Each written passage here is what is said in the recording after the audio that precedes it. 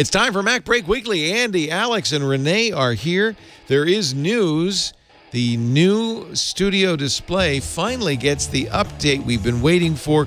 Micah Sargent will demonstrate the new look camera. We'll also talk about the future of Twitter, of course, and all the rumors about the iPhone 14. It's just around the corner. So is MacBreak Weekly. Next. Podcasts you love. From people you trust. This is Twit.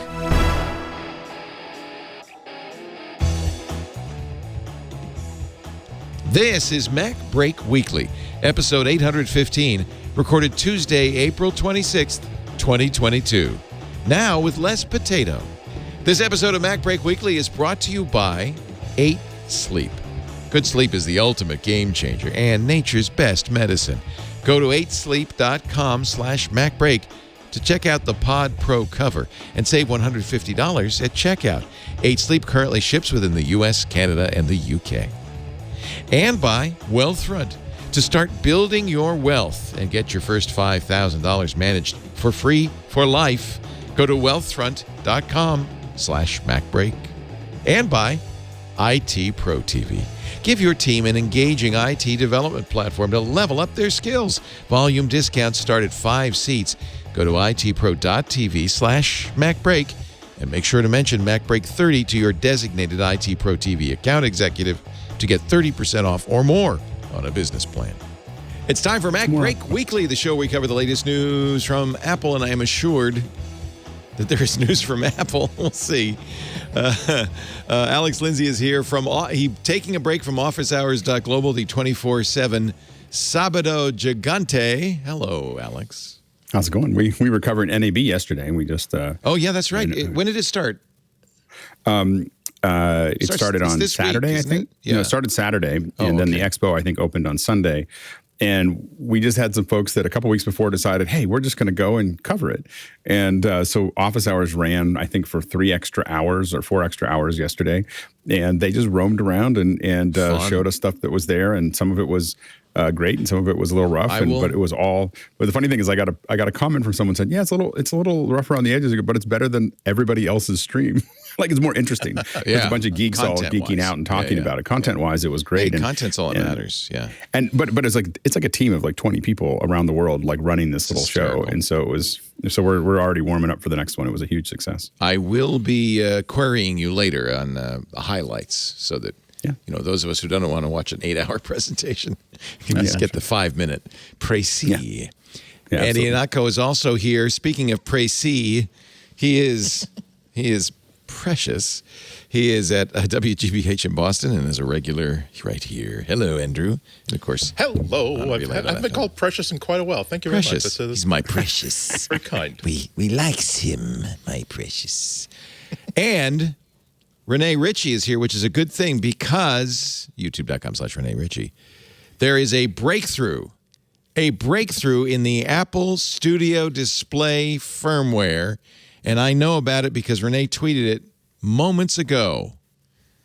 An update to the Studio Display firmware is now available with today's beta release of macOS Monterey 12.4. This beta update has refinements to the Studio Display camera tuning, including improved noise reduction, contest, and framing. So, yes. Have you installed it already? I couldn't because it would have stopped me doing the show. No, go ahead. Because you have to go through a bunch of rigmarole. No, go ahead. Do it right now. I'd have to sell. You have to have the beta. I don't have the beta running on my production machine, so I'd have to get a Mac that has the beta on it, and then update the beta of macOS, and then update the Studio Display. Yeah, it was a little bit like I would have done it if it was just like a couple button pushes. I know who could do it. Meltdown. Micah Sargent has the Studio Display. He's sitting at home with nothing to do, just watching this show. Micah, why don't you do it, and then you could call in and show us the brand new look on the camera. Yes. Yeah. No one's had. It looks like no one's had time to actually install it yet. But Apple confirmed to The Verge that the main thrust of this is to fix both the quality of the camera and the quality of center stage and how well it tracks and follows people. So essentially, it's this thing that we promised you wouldn't suck will now suck less. My only request is that there's a headroom. I just need a headroom slider. like less headroom. For the center stage always puts you. Center stage has got tons does of it headroom. center like, your head? Is that what it's doing? I guess it centers it, but it's just like so. That's if why? I were down here. Yeah. Yeah, I mean it's always centering when they say center stage, they mean center stage. It's like the center. Of the stage of the room. I know because I use I use my iPad Pro to talk to my mom, and I'm constantly tilting it forward, and then it slides me back down. Oh yeah, it knows where it wants you, Leo. It's so frustrating. But once they were done with The Verge, I got to speak to them very briefly as well, and my takeaway, my total extrapolation, not putting it on them, is that it has got the same hardware and the same software and the same chipset as the iPad 9, and it was finally going to behave as though it has the same camera and the same chipset and the same software as the iPad 9. So that's pretty good.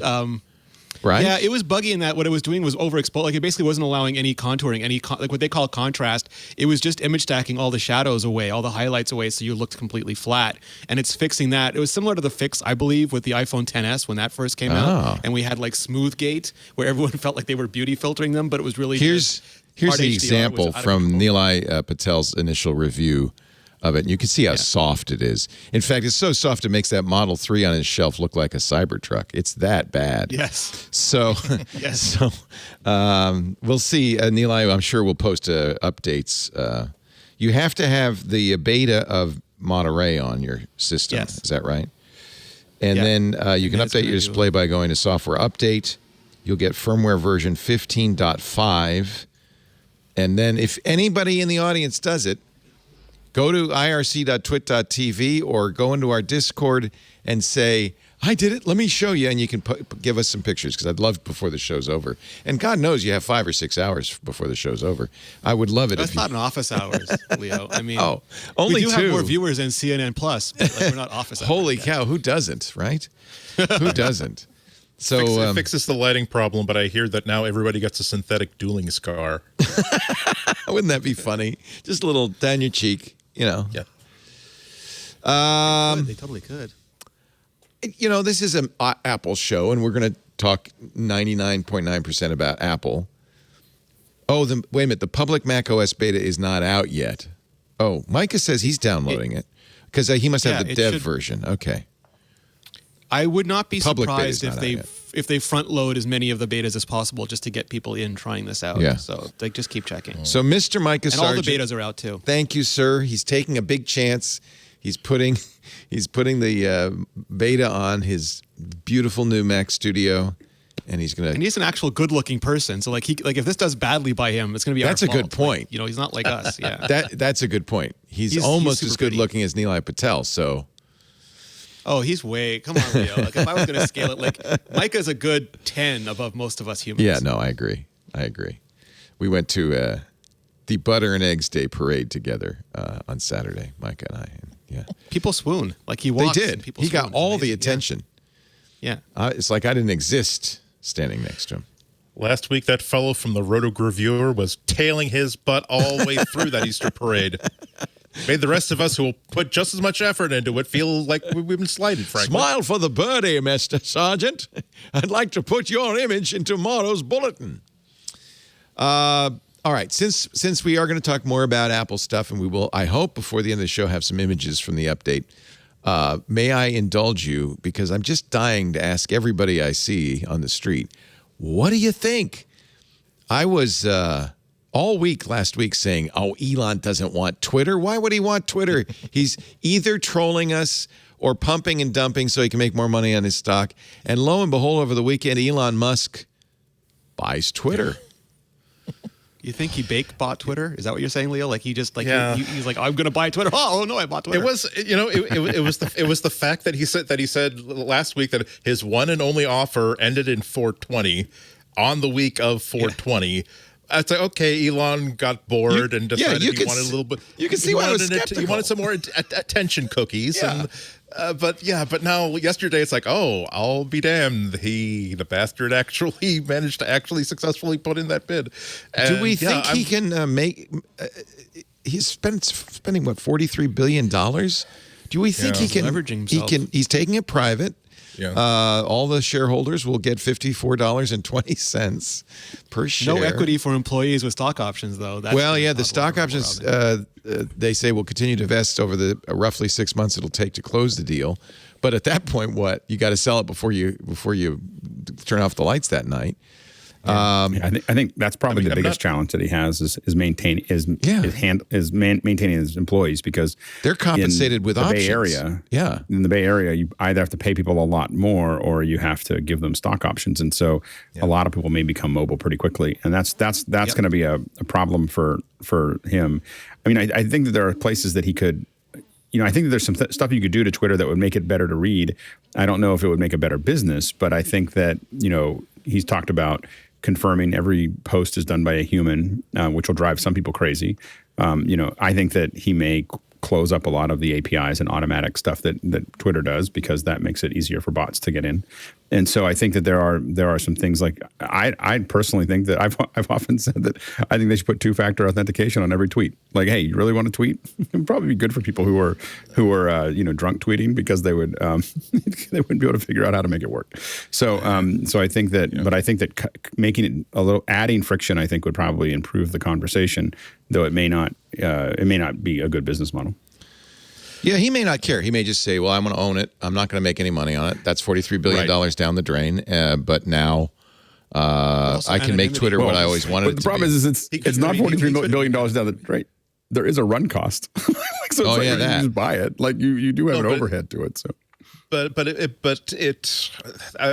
could be a good thing if it means that he's willing to run it at a loss as long as it's a manageable loss. I mean, he's going to he wants to make revenue from it, but it's okay if it's not pleasing, if it's not performing at the level where it would be pleasing stockholders, because Twitter has not been making any money whatsoever, which means that at some point it was going to be attractive to a company like, hey, how about Time Warner? Right.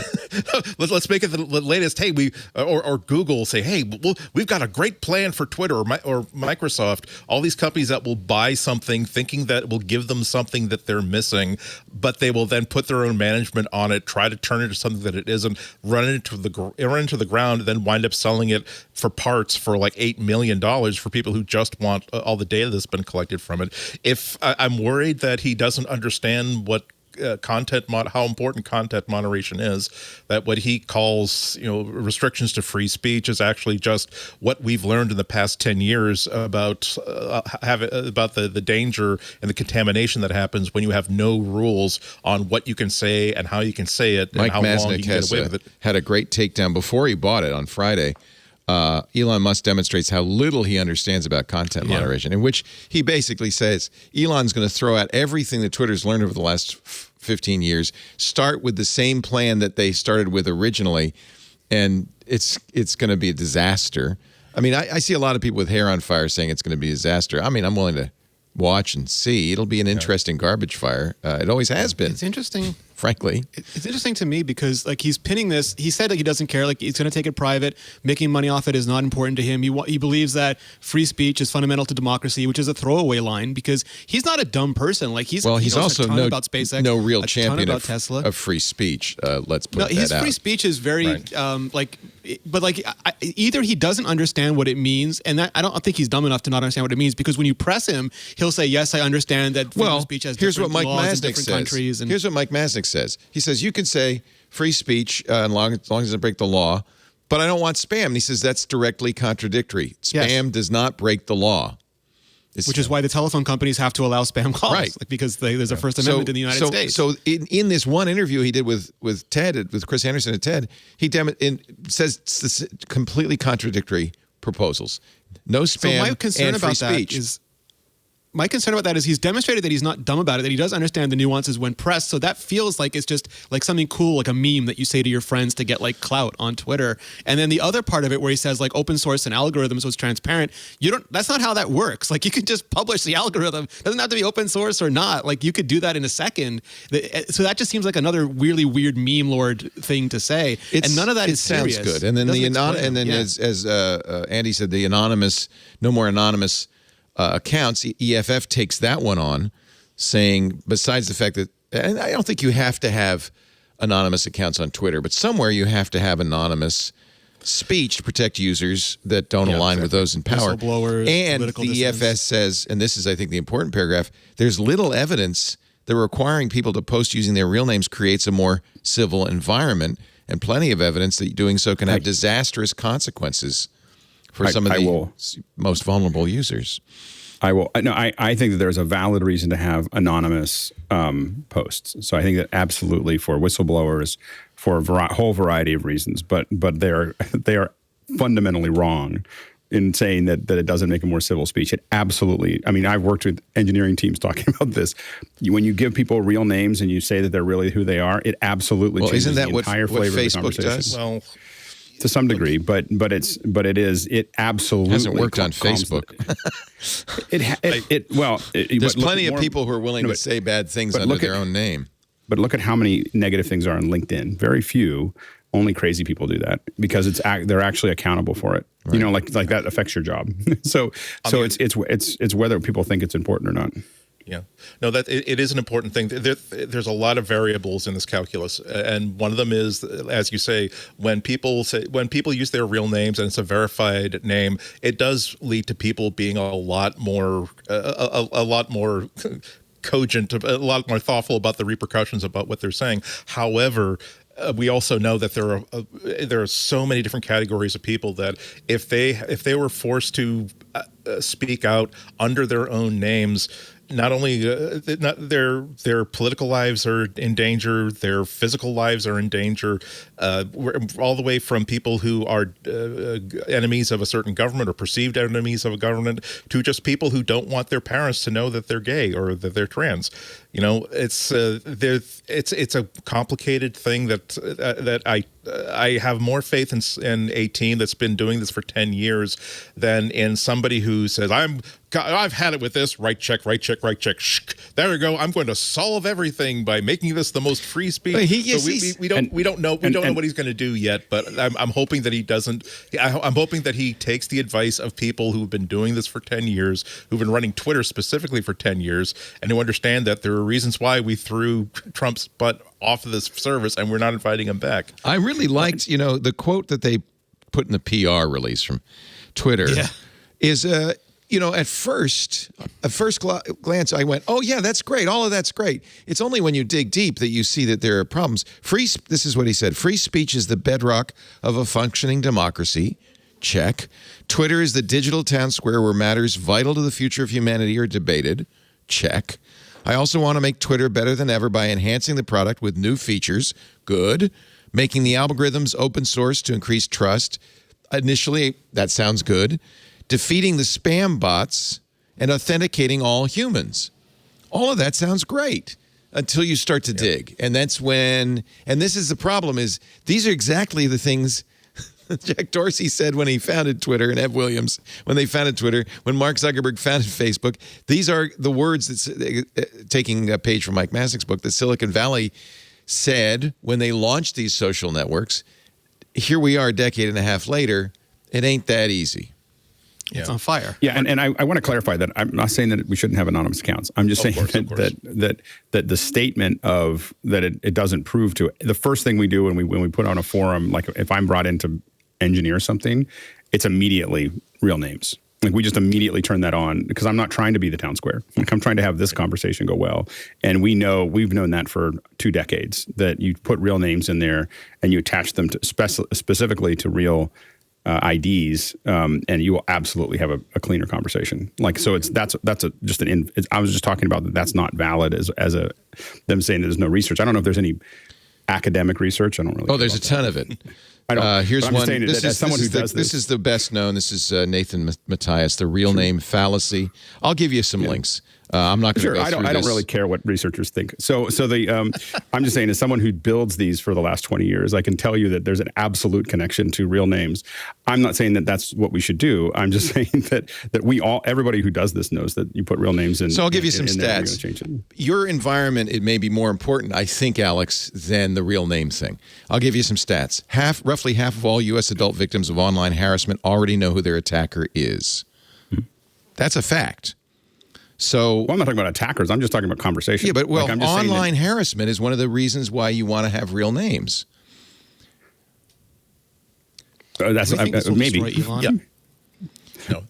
Identity protection is the first line of defense for people who face serious risks online. Requirements of so-called real names misunderstand how people manage identity across multiple social contexts. I can give you the whole thing. You should read the article. I understand you're empirically saying that that's worked. And in fact, I agree with you. But I don't enforce real names on the chat room, on Twit forums, or on our Mastodon, because I think people like handles. They like using handles, and there are lots of good reasons to use handles. What we do enforce is rules. And because it's a small-scale operation, we can moderate it. And so we don't have those problems on those 3 platforms due to moderation, not because they're using real names or not using real names. Requiring real names, I decided against it for these reasons. Requiring real names on any of these platforms doesn't necessarily make it better and definitely makes it worse. Now, you're not doing a public platform. You're talking about office hours. You're talking about other things. And I agree with you. And I think it's the environment as much and the social norms as much on your places. By the way, social norms are super important. We don't have to moderate very much on the forums or on Mastodon because of the norms, the environment. People will really shout you down if you start acting like a jerk. Right. But I do think, though, that, I mean, again, in discussions with lots of teams that build these things, we've definitely found that calms the conversation pretty quickly. If people, and it depends on how much leverage there is. So, for instance, LinkedIn has probably the most leverage, and you see almost because your employer is looking at what you post. Well, not just your employer, your potential future employer, and your potential, and the mistake people make is actually Twitter wouldn't have that benefit necessarily, right?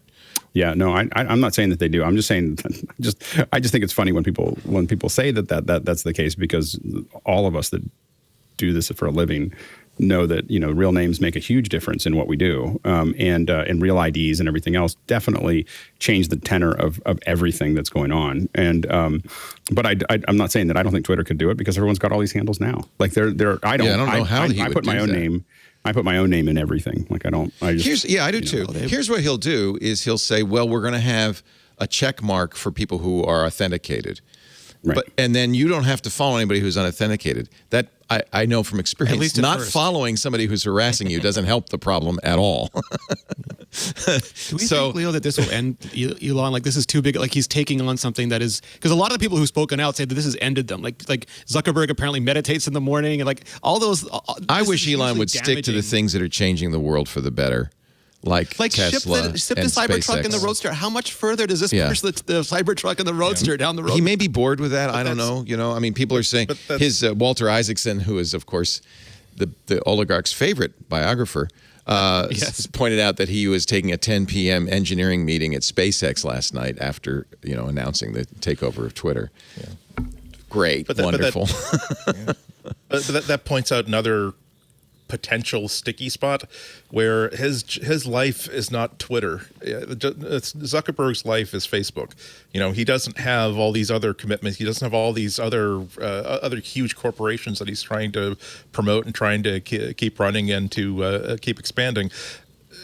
What happens if Elon Musk decides that, hey, I know that Republicans are really upset with Twitter because they think that conservative speech is being censored. I can really get a lot of friends inside Congress if I were to give them some privileges that, if we were to say, oh yeah, the old guard, the old algorithm was definitely, oh, you're absolutely right about this, and don't worry, we're going to be making sure the conservative voices are going to be not only not censored but promoted. And what if or China. The Chinese I think that was Jeff Bezos' charge. Yeah. The Chinese Communist Party has been known already to be trying to influence world conversations to make sure that the messaging that they have about what's happening inside their country is happening inside movies, inside social media, inside everywhere.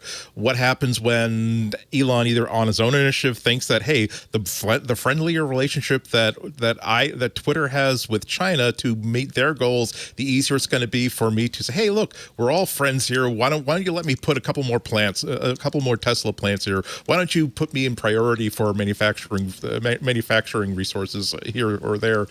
There are a lot of things we're going to have to figure out, or we're going to have to discover, rather, as things play out, as we're helpless if he gets mad to do at anything people. but observe.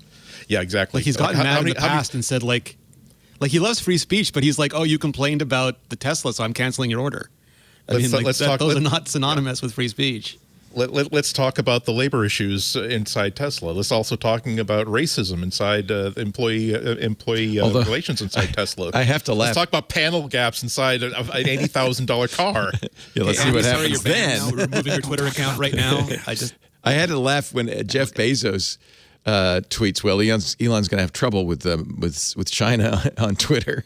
And then people pointed out, Jeff, half of the stuff sold on Amazon is sold through China.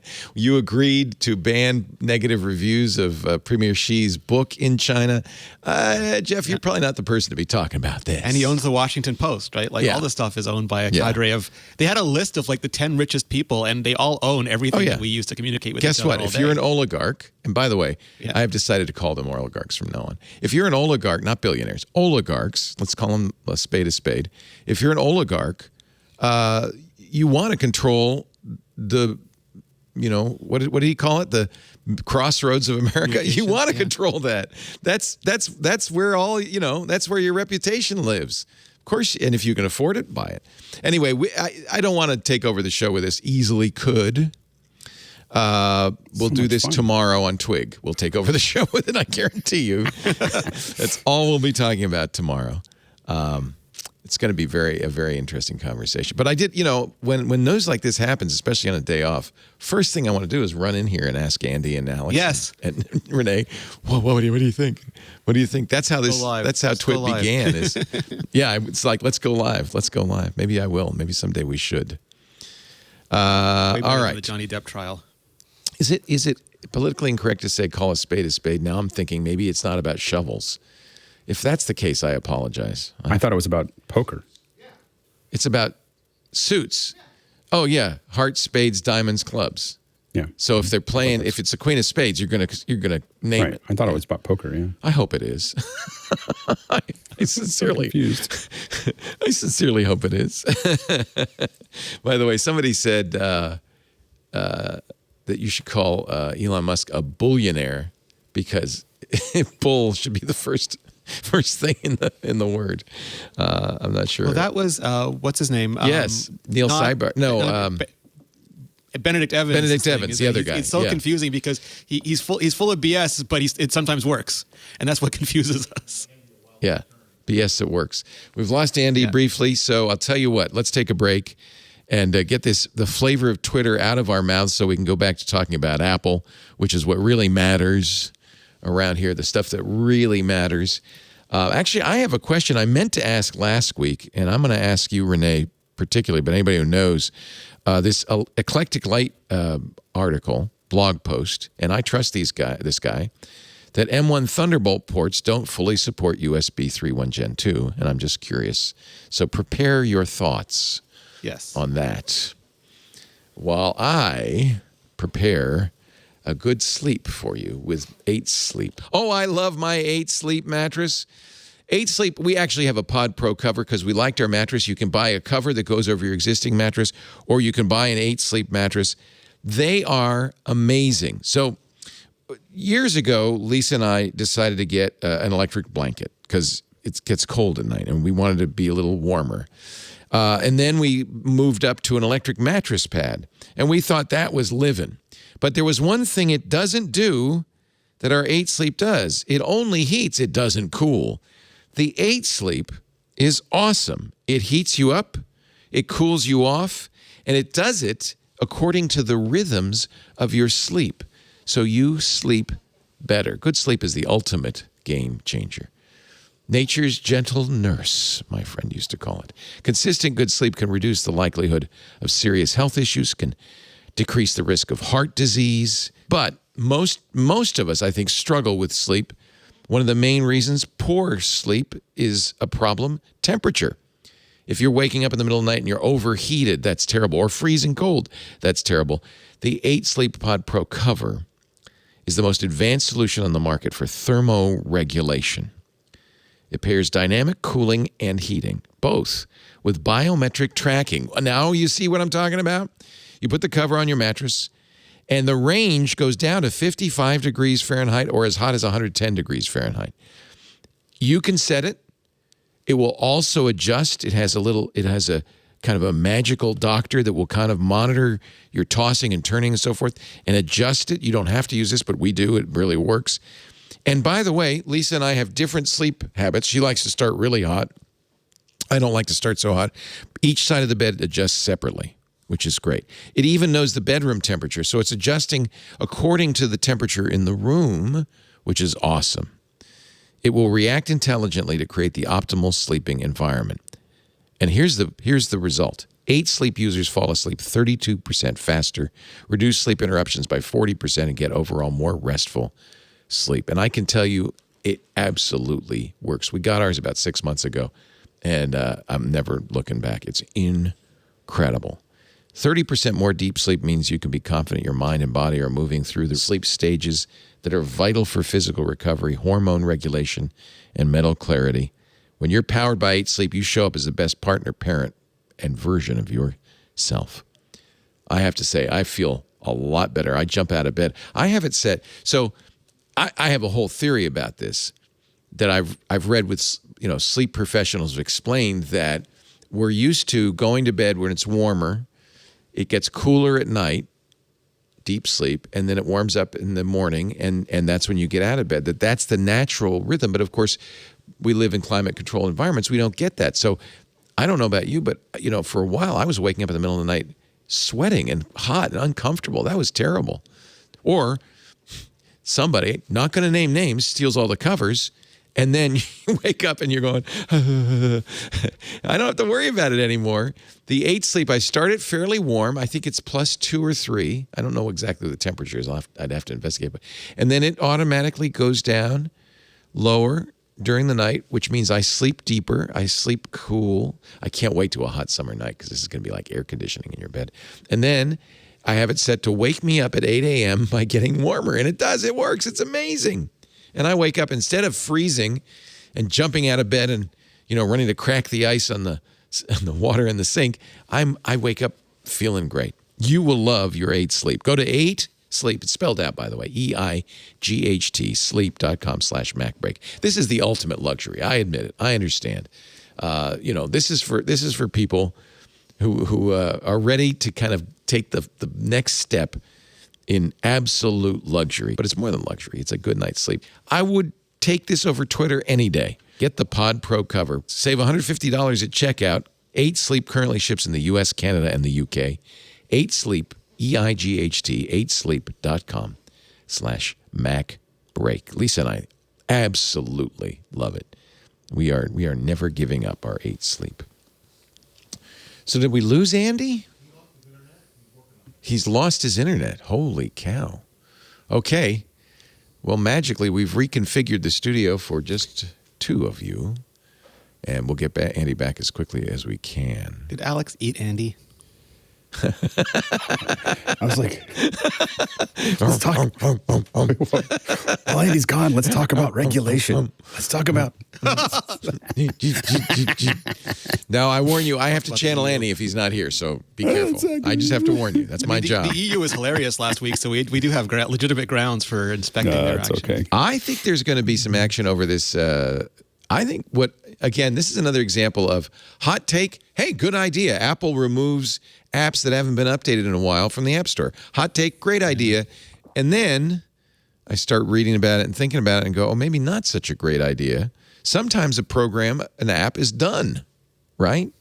Or all the sticker apps they removed. And the stickers aren't even apps. They're just like pictures. They don't never need to be updated. So Apple says, well, this was a policy we established in 2016. And why are there so many old Apple apps still on the store? Yeah, and I understand if the store is junked up with apps that don't run, or hideously broken, but sometimes something's done. Yep. And it doesn't need to be updated. It continues to work with the existing iOS. Maybe you don't need to update it. What do you think, Renee?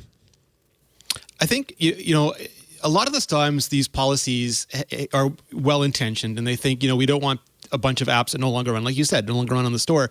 But I think sometimes they stop. They don't do enough repercussion modeling. And like everybody, when you're at a scale that is an Apple or a Google or a Facebook scale, you've got to do repercussion modeling. You've got to do outliers. You've got to see what the reaction to this will be. And it could be as simple as saying, hey, we're just checking in to make sure you're still actively maintaining this. If you don't respond back to us within like 3 months, then the app's going to be delisted. And they might say, no, it's fine. The app is just done. And they're like, okay, flagging the app. We'll check back in a year. Thanks.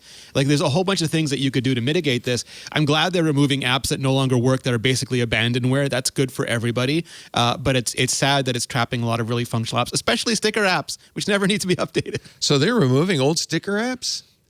That's Gideon from Icon Factory was complaining about that. Yeah. Oh, I have a whole ton of sticker apps that I love. Oh, that's sad. If you have it downloaded, though, it doesn't remove it from your phone. You can't download it fresh. No, yeah, okay. Yeah. Or if you set up a new device, like because every time you set up a new device, its bitcode does a translation to match the chipset on your device, so you get a fresh copy of the app, which wouldn't work. Right. So it's all these things. It's like your Flappy Birds isn't coming back, Leo. Flappy Wings, Flappy Birds, Flappy Bird stickers. Don't say stickers. Yeah, actually, Flappy Bird's long gone, but the stickers live on. Yep. All right. So, Alex, any thoughts? Do you care? Do you have any apps in the App Store? I have apps that I've worked on in the App Store, but for other people, but I don't have any of my own apps. Sometimes something's done. I mean, especially games.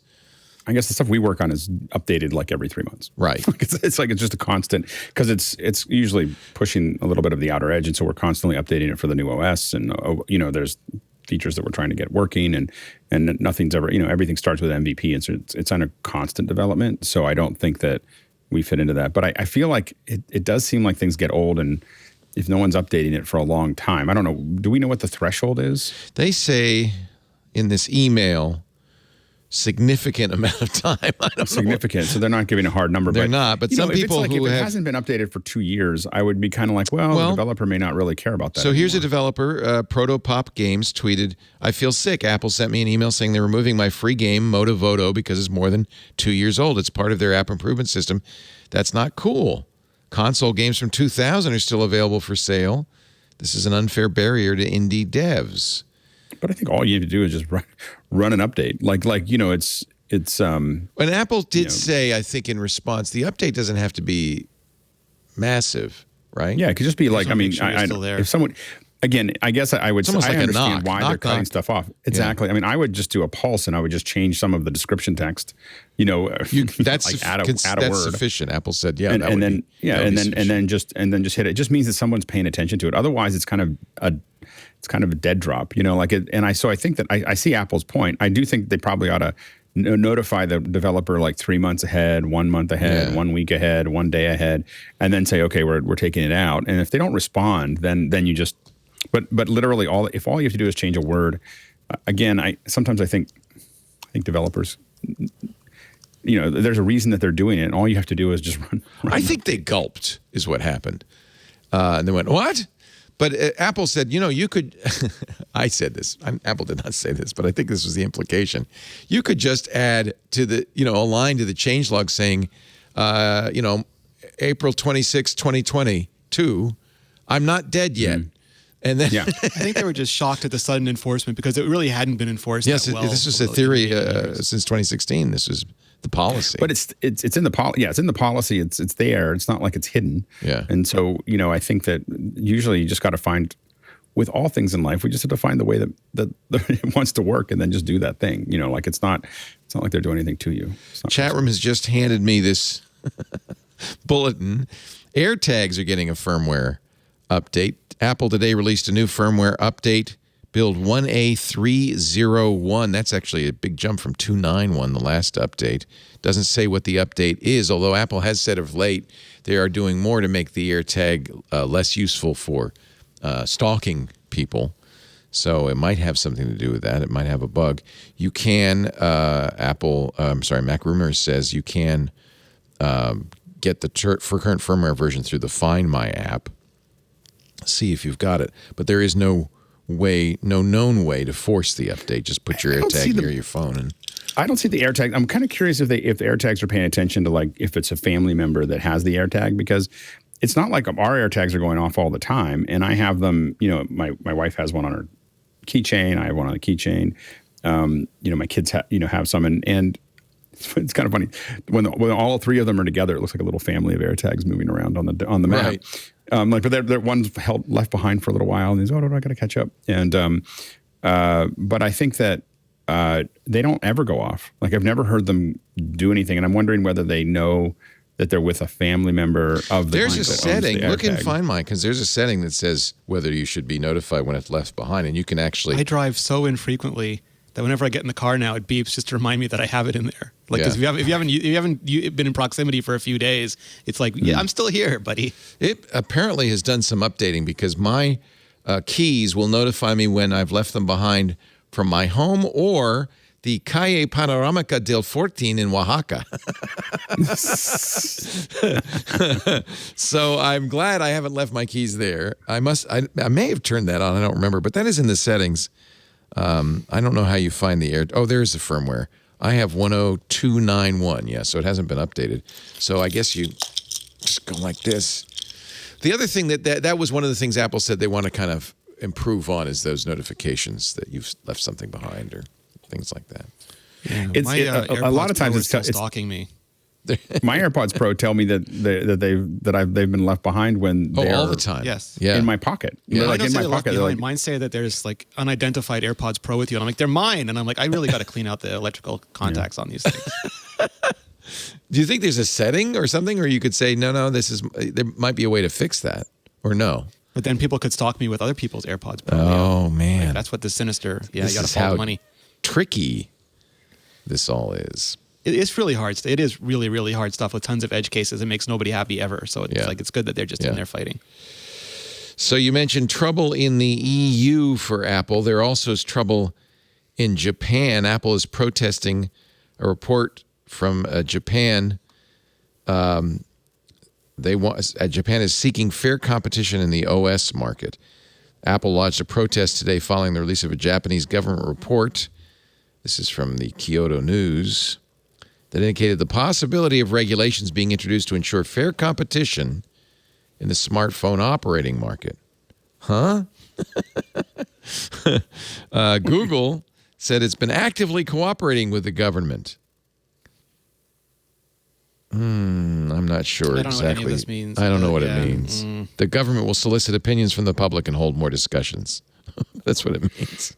I guess they think that they would like a new operating system. That would be difficult. The funny thing is that's in Japan. What you say is that would be difficult. Is no. That means no. Yeah, that would be difficult. OS would be difficult. Would be difficult.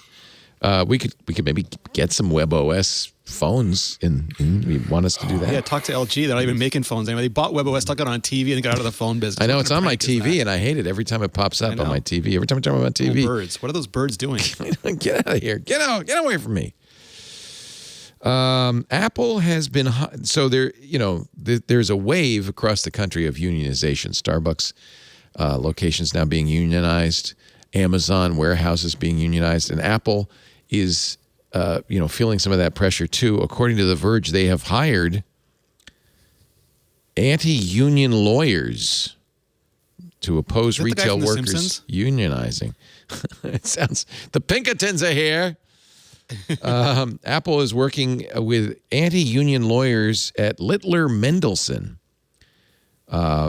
specifically to stop workers in Atlanta at the Atlanta store from having a unionizing vote. Do you remember how different the labor laws are in Canada, Leo? Like when you used to work here, like it is so starkly different than the U.S. Like there's no at-will employment.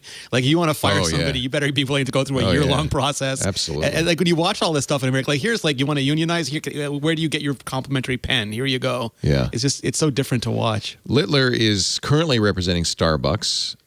Previously helped McDonald's in 2014. Wow. Feels like companies like Apple that make so much money maybe should just say, fine, unionize. Well, I mean, I think unionization is generally what you do when you don't think there's any upward mobility.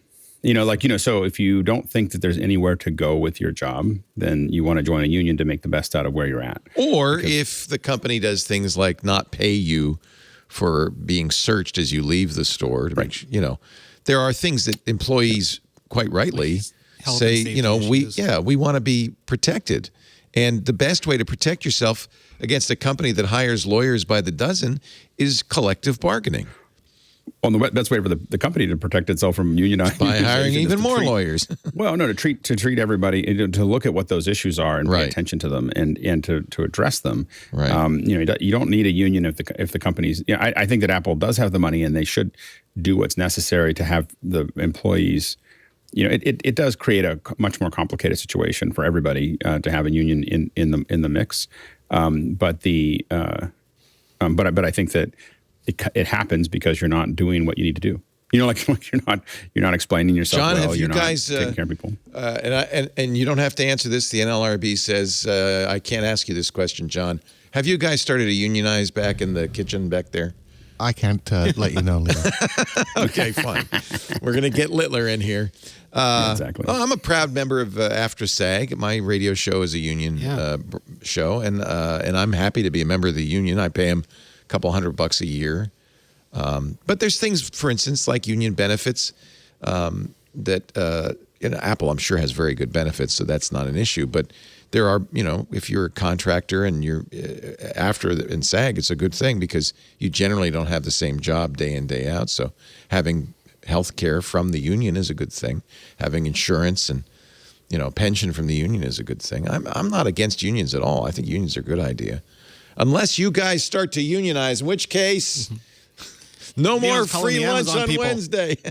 No, I think Amazon people. I think unions are really necessary in a lot of places. Yeah, I agree. But I think that the easiest way for a company that doesn't have a union to keep from people unionizing, spend that money instead of on lawyers and Pinkertons. Yeah, on people. Spend that money on people. Right. So why? I don't know honestly what the grievances are.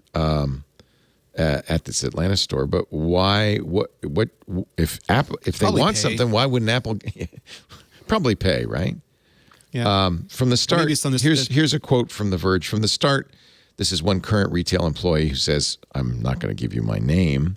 From the start, I thought unionization was a good thing. Pay is so unequal at the stores. There are people who've been in roles for less time making more money than people who've worked in the same roles for years. They position themselves as a company that's open to feedback, but nobody acts on it. Okay. Last week, Apple retail workers at the Cumberland Mall in Atlanta filed for a union election with the Communication Workers of America, CWA. And, of course, the fear Amazon, Starbucks, and now Apple have is if one store unionizes, they're all going to unionize. Well, yeah, of course. Maybe. No. Maybe. You sure, John? Is there anything I can do to make you happier? Where's that Ultra? You want a Studio Ultra, huh? Suddenly, John had some new headphones and a Studio Ultra and Apple Studio, and he found that it was very easy to fit into his Tesla. That was provided by the company. I think I guess it's true that if you really made sure that pay was equitable, that people were treated well, that you had good benefits, and you didn't do one of the things that tech companies do a lot, which is, I think, part of the problem is use contract employees instead of full-time employees to avoid paying benefits. Maybe if you're making a lot of money, you did all those things, you took care of your employees, maybe that would be the right thing to do. I agree. There's a lot of contract work done in Silicon Valley, which is really disheartening, especially when you see the quality of life here that they comes have. Burke. And it's off. How much is this going to cost you, Burke? It cost me, Burke, to have you move that in there. Oh, Andy Anako's back. Union worker Burke McQuinn has just pushed Andy back into the studio. I see. Remember at Burke CES that would doing cost us two different $800 things. to have that TV hooked up? Yeah, we need. Yeah, wait a minute, Burke. You can't touch the camera. You're the monitor mover. I do remember that in when I used to do Live with Regis and Kelly, the ABC studio. There was a union shop, and I couldn't open the boxes of the equipment that I had sent to me to demonstrate on the show. A union guy had to do that. There was a lot of feather bedding, I think, and stuff like that. And of course, there was a very active foreman, and that part of that is to protect the employees. Well, and I have to say, as someone who started with non-union crews and then ended up doing lots and lots of union jobs, is that it made me be a grown-up. like I was running, we'd run crews really long hours with no breaks, and we'd do all kinds of crazy stuff, and then we couldn't do that anymore. We got to take a break every 3.5 hours, and there's 3 to 5 hours, and there's a lunch break, and it has to be this long, and it has to do these things, and if you go long, and what happened is that I got way better at managing the logistics of my programs because of the rules that I now were sitting inside of that I didn't have a choice of, which is part of the deal. Like I didn't have a way. I couldn't tell a client, oh, we can't do this. I'm in Moscone. I can't. Like I have to play by the rules, and these are the rules, and we're going to play with them as best we possibly can. And clients just shrugged it off because that's what they had to do. But I applied most of those things to everything after that. You think about it. Everybody and benefits. It definitely made it better. Yeah, absolutely. Welcome back, Andrew. Yes, sorry about that. There's some. I had a conversation with the electricians who are doing work on the building before the show, and they said, nope, no problem. There'll be no suspension of your electricity. But then they were doing work in the basement, and they unplugged my my connection to the FiOS network. Wait a minute, your internet uses electricity? Indeed, it does. We didn't know that. I have empirical evidence now that indeed it does. Right now, we thought you rage quit, Andy. We thought we said something so offensive that you just unplugged and walked out on us. Yeah, no, we. But that's the nice thing about living like in a quaint like touristy like village, because right now I'm connecting to you through like the neighborhood like $20 a week or $5 a day Wi-Fi while we figure out what they need to plug back in. But I'm back, and to get back and jump back into the conversation. Yeah, there are bosses who think that, you know what, I had people working like 4 or 5 hours late today, but you know what, I'm such a good boss, I paid for pizza. So, yes, okay, well, exactly. Because we're a union, you're not paying for pizza, you're paying for double overtime. Yeah. And guess what? You know that thing where you stop paying me at 5, but you don't let me leave the store until 5:35 until a security person searches all my belongings? That stuff is no longer something you're going to be getting away with. So it's the thing is, there comes a time when even if the relationship between management and employees is good, and it's good that employees have the ability to just simply to put into place an opposing force equal and opposite to the force of management. That it doesn't have to be, hey, we guys got together and we had a conversation and we thought we'd bring it to you, the manager, to discuss that maybe you could talk to your boss to maybe figure out if somehow we don't have to like stick around for another half hour. We're asked, okay, well, we filed agreements with the union.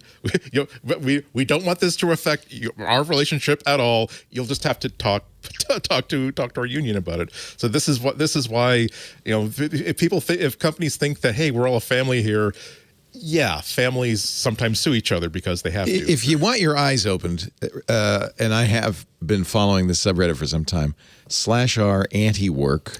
Oh yeah. Or r/anti-work, a great Reddit site to just.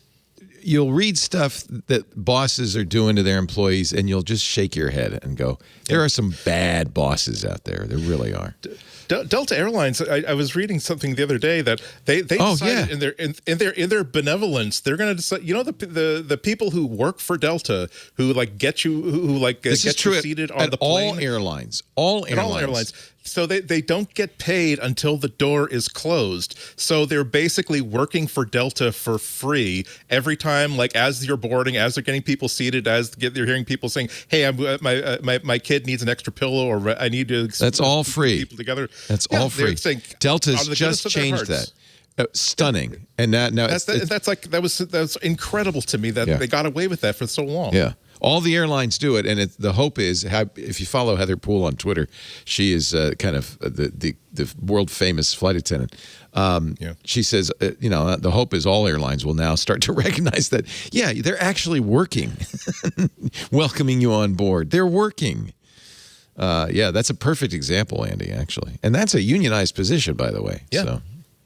sometimes it's not enough just to have a union. Well, we're seeing massive unionization amongst even just what I used to do, like bloggers, tech media, media in general. They're joining a lot of the writers unions, and you look at it and you say they've frozen salaries on blog posts, like $20 a blog post, which is not sustainable for 3 years. But the CEO gets a $30 million bonus. Yeah. Yeah. Exactly. So I do think this is part actually of a nationwide kind of trend of especially hourly employees kind of standing up and saying, we're not going to take this anymore. So the tech industry needs to pay attention. The story we were doing, Andy, is that Apple has unfortunately hired a union-busting firm in Atlanta. They're also the company that you hire when. Yeah, I'm sorry. I won't get into it, but I was looking into this company, and they're not the company you hire because you're being sued unfairly by your employees who are making unreasonable requests. They're the people you hire when it turns out that you're an incredibly sexist organization that has not been promoting any women or people of color for the past 8 years, and suddenly they're suing you for lost wages, for lost compensation, et cetera, et cetera. They're not great people. They're wartime consigliaries, so to speak. You hire them for a specific person. On the plus side, Apple is not hiring Pinkerton men. Yes, they have not. Let's give them credit. They haven't had armed people in bowler hats and mustaches lined up in front of incalcitrant workers. Scooter X is reminding me that I said I was going to ask Renee about this from the Eclectic Light Company. This guy's an artist. He's very talented, but he also writes really good pieces on Macs, and I read it regularly. And I was a little perturbed by this article from last week. I meant to ask about it, and I forgot to last week, so let me not forget it this week. Apple claims, he writes, that all its new models using M1 chips come with Thunderbolt ports, which support USB 3.1 Gen 2 up to 10 gigabits. However, many users have reported they're not getting that speed, and apparently, I don't know if this is confusion over what these terms mean, or if Apple is underperforming. Currently, he says Apple makes no claim that any ports on its M1 model support 3.2, only the more widespread 3.1 Gen 2. He says, the problem is the speeds, and it's easy enough to check and see. In normal testing, 5 gigs should yield about 500 megabytes per second. He did a bunch of testing and got nothing close to that. Renee, I'm sure this has been on your radar since last week, and I apologize for not asking about it. What are your thoughts? I have looked into it. I'm on a bit of a backlog, Leo, because there's been so much of having to explain how basics of computing works, and I don't mind that at all because this stuff is super complicated. Oh, it is. But we talked about with benchmarks, you can't just benchmark anything because are you hitting a performance core? Are you hitting an efficiency core? Are you hitting an accelerator engine? And then there was a whole storage thing, they're not letting you store stuff, and then there was the GPUs are being under delivered, and they're not. It's just you don't understand how GPUs work, and I'm not this stuff is complicated in several ways because one, they keep changing what USB means.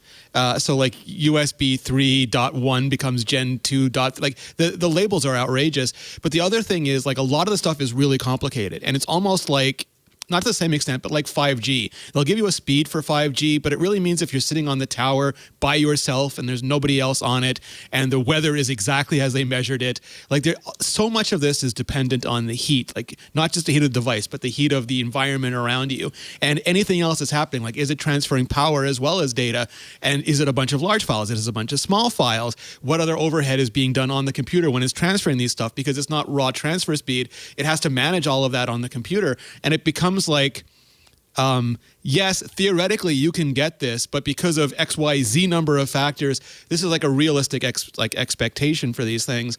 And I think it would behoove somebody, I hope it's not me, but it would behoove somebody, I think, to get a really good set of explainers out there to say and this happens, someone will write this, the thing that said that Apple was bad at GPUs, Hacker News just went through bit by bit and said, no, this is how a GPU actually works. And they'll go through and say, no, this is how USB protocols actually work, because they're a bunch of really smart people. But at first blush, it's hard to take very simplified marketing material and then apply it to like your real world conditions. So I always look at it as like an ideal. And then if it's not if it doesn't deviate too far from that, it's probably fine.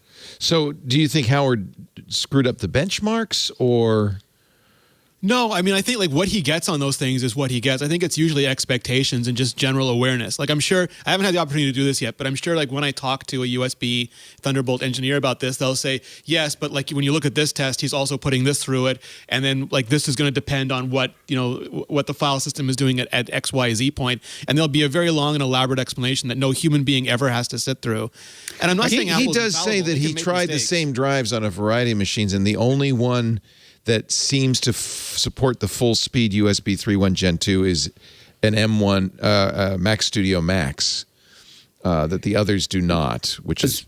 Well, some people say the Ultra because and the Ultra has Thunderbolt on the front. The Max is the only one that doesn't have Thunderbolt on the front, right? That's true, yeah. But like some people are saying that those are much faster, and it might just be because they have that I/O controller to themselves, because you've literally got double the I/O controllers, and if you have something else plugged in, you're not sharing any of that bandwidth or any of that. The Thunderbolt, basically. Go ahead. Is there any external storage that's going over like 2.8 gigs? The reason I asked is that my studio. The biggest mistake I made with buying the studio, I love my studio, by the way, but the biggest mistake I made was I would have spent the extra money on 8 terabytes internal hard drive space, because it is so fast. It is 5 gigs a second. Yeah. 5 gigabytes a second. Yeah. And it made a huge difference. I had stuff that I couldn't run. I literally couldn't play it back on my M1 Mac Mini.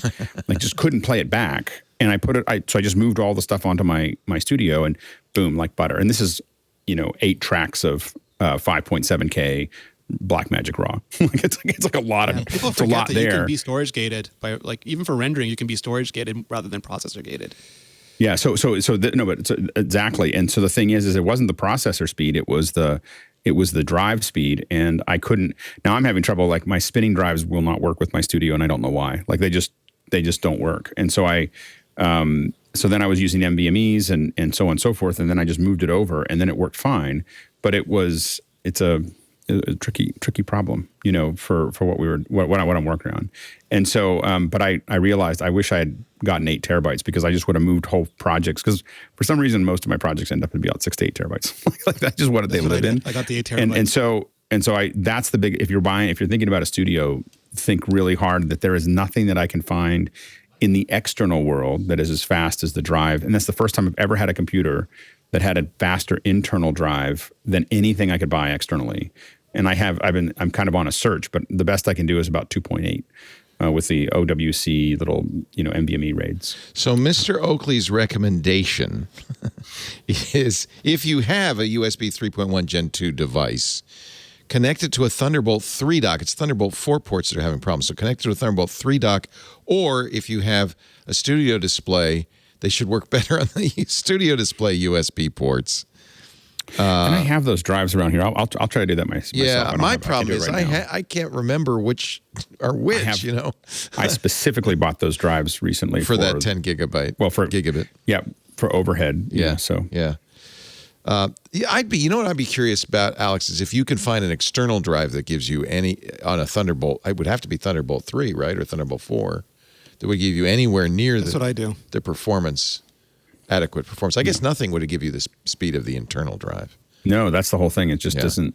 So I always buy small internals, because I'm like, I really want to spend all. And right. That was a mistake. So the only takeaway from this is probably don't buy, if you have an M1, do not buy USB 3.1 Gen 2 drives, or at least don't expect them to give you the 10 gigabits per second super speed. Yeah, and it's possible there is an error somewhere and that Apple will fix it. It's just generally like when these kind of articles come out, usually Apple has tested this stuff. Like they screwed up the studio display, so they can screw up anything. I'm not going to for sure. But a lot of times it's just, you got to figure out how it works. Speaking of which, look who's here on his updated studio display. Ladies and gentlemen. Whoa. Oh, that is so much better. You have contour. You have a face. I don't know why it keeps changing. Though, Eyes without a face. For a second. So I'm going to turn off center stage just so you can see what it normally looks like. So this is with center stage turned off. But I have to turn on center stage. At least the quality looks like it's better. It's not as mushy as it was before. Do you feel like that? You're not flat. Still so much headroom. Yeah. There is still a lot of headroom. I also didn't know that it did portrait. So there's that. Yeah. If you it's doing a nice portrait.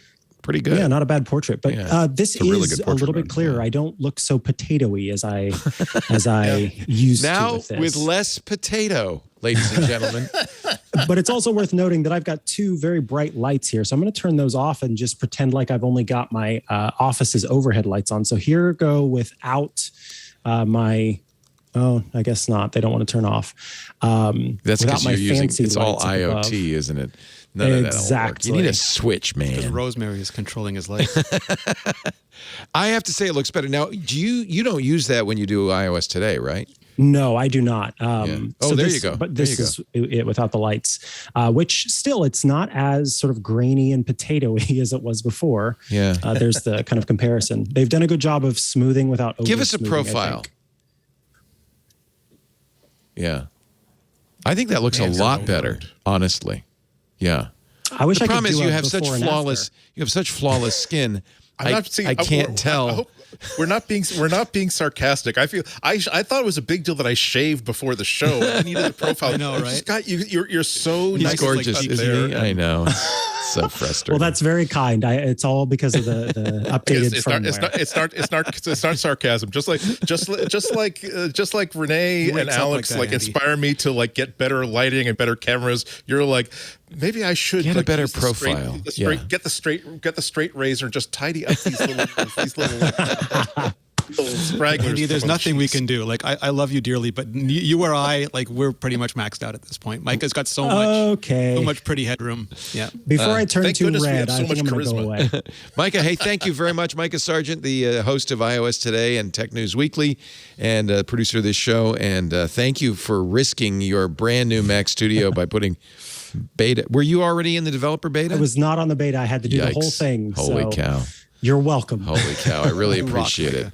But that's All right. but honestly, that's why we're glad you have the studio display and Exactly. and So I was tell able us. to test it. Yeah. And I do think that they did. I can see that there was an improvement because, looks a as I lot said better. to you, I called some folks who are not even techie with the camera, the original camera, and they were like, hey, you know that thing you always tell us where you tell us to wipe off the front facing camera? I think you need to do that. It's like, no, that's just the camera in this thing. No. Yeah. Thank you, Micah. No problem. Talk to you later. The great Micah Sargent, everybody. Legend. That's really great that he was able to do that and we were able to get that done in such prompt. And it's actually fixed. It looks fixed at least. It does. Big deal. Big story. Let's take a little break. Come back. We have lots more to talk about. You're watching MacBreak Weekly. Renee Ritchie, Andy Anako, Alex Lindsay. I did that very fast, John. I'm sorry. Please don't unionize. No, I don't care. No, raise the red flag of revolution. You have nothing It's to lose. almost but your- May Day. Any day now. Right? you have May nothing Day but is your- Workers but of the your World TCP Unite. bindings. Yeah. Yes, exactly. Yeah. I'm going to be in New York City for May Day. I'm anticipating that the annual big May Day parade on Columbus Avenue is going to be slightly subdued this year. I'm just guessing. We just need to get Billy Bragg up there, and we're good to go. We had our big yearly parade on Saturday, and it was amazing. It was like the last 2 years never happened. No masks. Mike was the only guy wearing a mask. Everybody was out there partying, snogging, drinking beer. The day after we had the antique fair, it was even more crowded. At least here in little old Petaluma, it feels like the last 2 years were just a bad dream. Much like Dallas. Do you? Oh, Patrick. One of the things people wondered was why people who lived through the 1918 pandemic never talked about it, and now I know why. Because I can't even remember what happened There's between PTSD. It's like, it turns out you were terrified for 2 years and you just forget about it. Let's not think about it. It's weird. It's like Rip Van Winkle waking up. Anyway, let's talk about our sponsor of the hour, Wealthfront. I'm really excited to be able to share this with you. They have a great app on iOS. It really looks good, but it's more than just an app. It's really about building your wealth for your future, whether it's to put the kids through college, to retire comfortably, to buy a new home. The secret to building wealth is not diamond hands. It's not cryptocurrency. Look, all of that could be fun, a thrill ride, kind of like casino gambling or eating questionable street food. But honestly, day trading stocks is not the secret to investing success. Wealthfront has a ton of data to show that time in the market almost always beats timing the market. In fact, that was a famous long bet Warren Buffett had with a hedge fund manager. The hedge fund manager said, I can outmanage your long holds, your index funds. Warren said, let's have a bet. Warren won. Wealthfront, their globally diversified portfolios, automatically optimized to hit the goals you set, the risk levels you choose. They do things like tax loss harvesting, which gets you tax breaks to boost your returns. So when the market goes down a little bit, that's actually good news sometimes. It's called tax loss harvesting. They actually invented it. They invented the software that does it. You can personalize your portfolio now. This is nice. Wealthfront has added categories that you can choose and say, there's a stock. If you don't want to get involved, you just say, answer the questions. Here's my risk tolerance. Here's my time frame, and let Wealthfront invest for you. That's fine. But if you want to say, no, I want socially responsible funds or clean energy, or no, I want to get into cannabis or cryptocurrency. Yes, cryptocurrency. They have it all. So you can tailor your portfolio as well. When we started talking about Wealthfront years ago, they were just getting started. Now they have $27 billion in assets. 500,000 people use Wealthfront to build their wealth. Investopedia just named them the best robo-advisor for 2022, and we're just in the first 4 months. That's pretty good, right? I do want to tell you this. Go to wealthfront.com/MacBreak to start building your wealth and get your first $5,000 managed for free for life. wealthfront.com/MacBreak. Read about it. Do yourself a favor, especially if you're on iOS. Download the app. It is really nice. And it's so nice to fire up the app and look at your net worth and watch it go up. It feels good. Go to wealthfront.com/MacBreak and get started today. Wealthfront. Really, really smart. Thank you, Wealthfront, for supporting MacBreak Weekly. Apple has announced a service program. If you have an Apple Watch Series 6 with the blank screen issues, that means, there's something wrong. So send it to us. We'll fix it. You can get a free repair through an Apple authorized service provider or Apple itself. They say only a small percentage of 40-millimeter Apple Watch Series 6 models are affected. They were manufactured between April and September of last year. You could check if it's eligible for repair by entering the serial number on this special Apple website. If you just search for Apple Watch Service Program, you can enter the serial number right here. Is that if you don't find a Pixel Watch in the bar, Leo? Is that what? You're referring to something that actually happened, I understand. Yes. Yeah. That was deja vu. Yeah. So the Pixel Watch is going to be released in 3 weeks. Apparently, somebody had an engineering sample and left it behind in a restaurant. Wait a minute. That it's going to be announced at Google I/O? Is that what you're saying? It seems very much, I don't know for a fact, but it seems very much like it. There are a bunch of other signs before this that pointed that out, so much so that I haven't even talked about it. I didn't even talk about last week on my Google show. Material. But and after, the thing is, what makes it weird is that nobody came to claim it after a few weeks. And so like the bartender had a friend who he knew was like kind of a nerd, so he gave it to him, and nobody claimed it. That's hysterical. I know. And Android Central, unlike Gizmodo, they have a lick of sense. So like this person just basically said, "Hey, I really love Android Central. Here's some pictures of what I think is the Pixel Watch that someone left behind in a restaurant." So they didn't pay for it, they didn't solicit it. Their hands are absolutely clean. But it now looks like, that's odd. It shows if anything has demonstrated to me that release the thing of it is imminent is that the fact that at this point engineering samples are in the hands of such dunderheads as to A, leave it behind in a restaurant, and B, not to be so panicked about it that they retrace all of their steps and they didn't immediately get it back within 2 or 3 days. That means that the web of people that are being let in on this is about as wide as it gets before release. It was Larry, as you're saying, right? You're not going to admit it, but you're telling us it was Larry. Larry had it again with the Larry. Also, shout out to Shruti from Android Central, because she's one hell of a reporter. She did a really good job. Yeah, she did. She did a great job. It was so much of a. It was. I know this isn't a Google podcast, but comparing it to. I think that we can always refer back to what Gizmodo did as absolutely the worst way to do it. Not only that, but the Gizmodo report about the iPhone 4, was it, or the iPhone 4? I think. iPhone 4, yeah. Yeah, it also didn't. They had it, and okay, if they're going to pay money for a device that belongs to Apple and that they know doesn't belong to the person they bought it from, if they know they're buying stolen goods, you may as well get an engineer who knows phones to look at this and say, "Gee, isn't it weird? I think that they're putting the antenna on the outside of the case, which is something that they've never done before." All they did was, "Hey, look, we've got pictures of the new phone. Hey, aren't we great?" Whereas the Android Central thing got as deep into it as they possibly could, given the limited information that they had. So I entered my serial number and I'm not eligible. Oh man. It's a good thing, Leo. Yeah, no, I haven't had any problems. What is the symptom? That your screen goes blank? Yeah. Oh. Well, yeah. It's it's a manufacturing issue. Yeah, I didn't have that. And it means it's significant enough that they're going to do this, because this is like all big companies, they have a series of reporting systems that escalate these issues when they reach a critical mass. They have recalls versus bring it in, full fix it for you programs. I guess we should, by the way, Andy, talk about the Pixel Watch a little bit, because you can use it on an iPhone, unlike the Apple Watch, which you can't use on an Android phone. Yeah, it looks really good. It doesn't look like a piece of trash.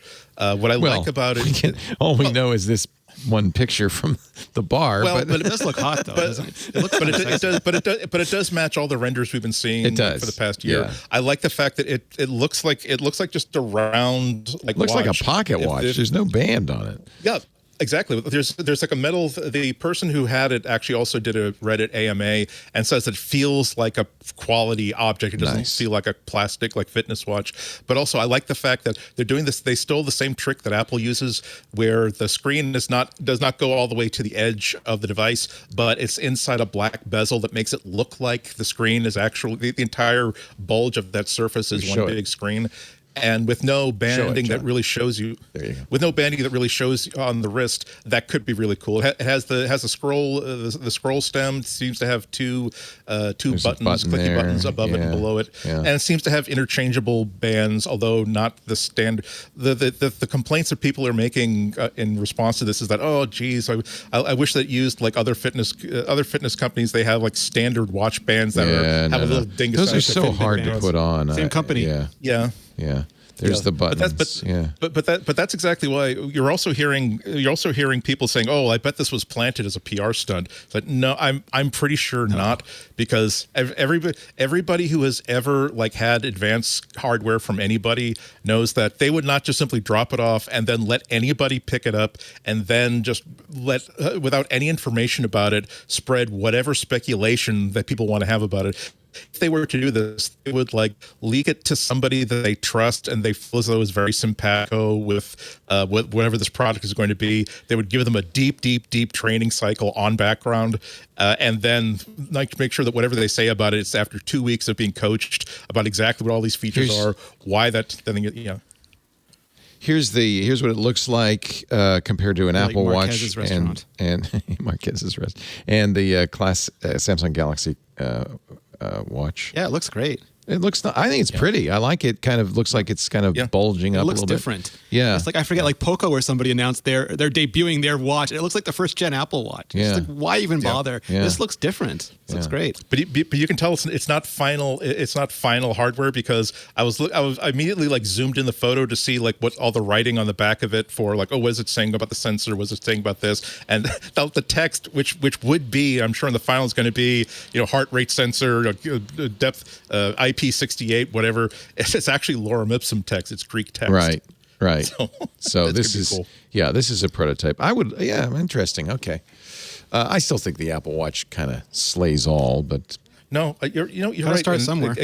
Again, getting back to Apple, like I'm gonna buy this because I feel like I have to as part of like my library. Also, because I bought like a $1,100 phone from the Google store, and because I'm a member of Google One, I get 10% back in store credit. So basically, I'm going to be able to get it for like $110 off. So that's another reason to get it.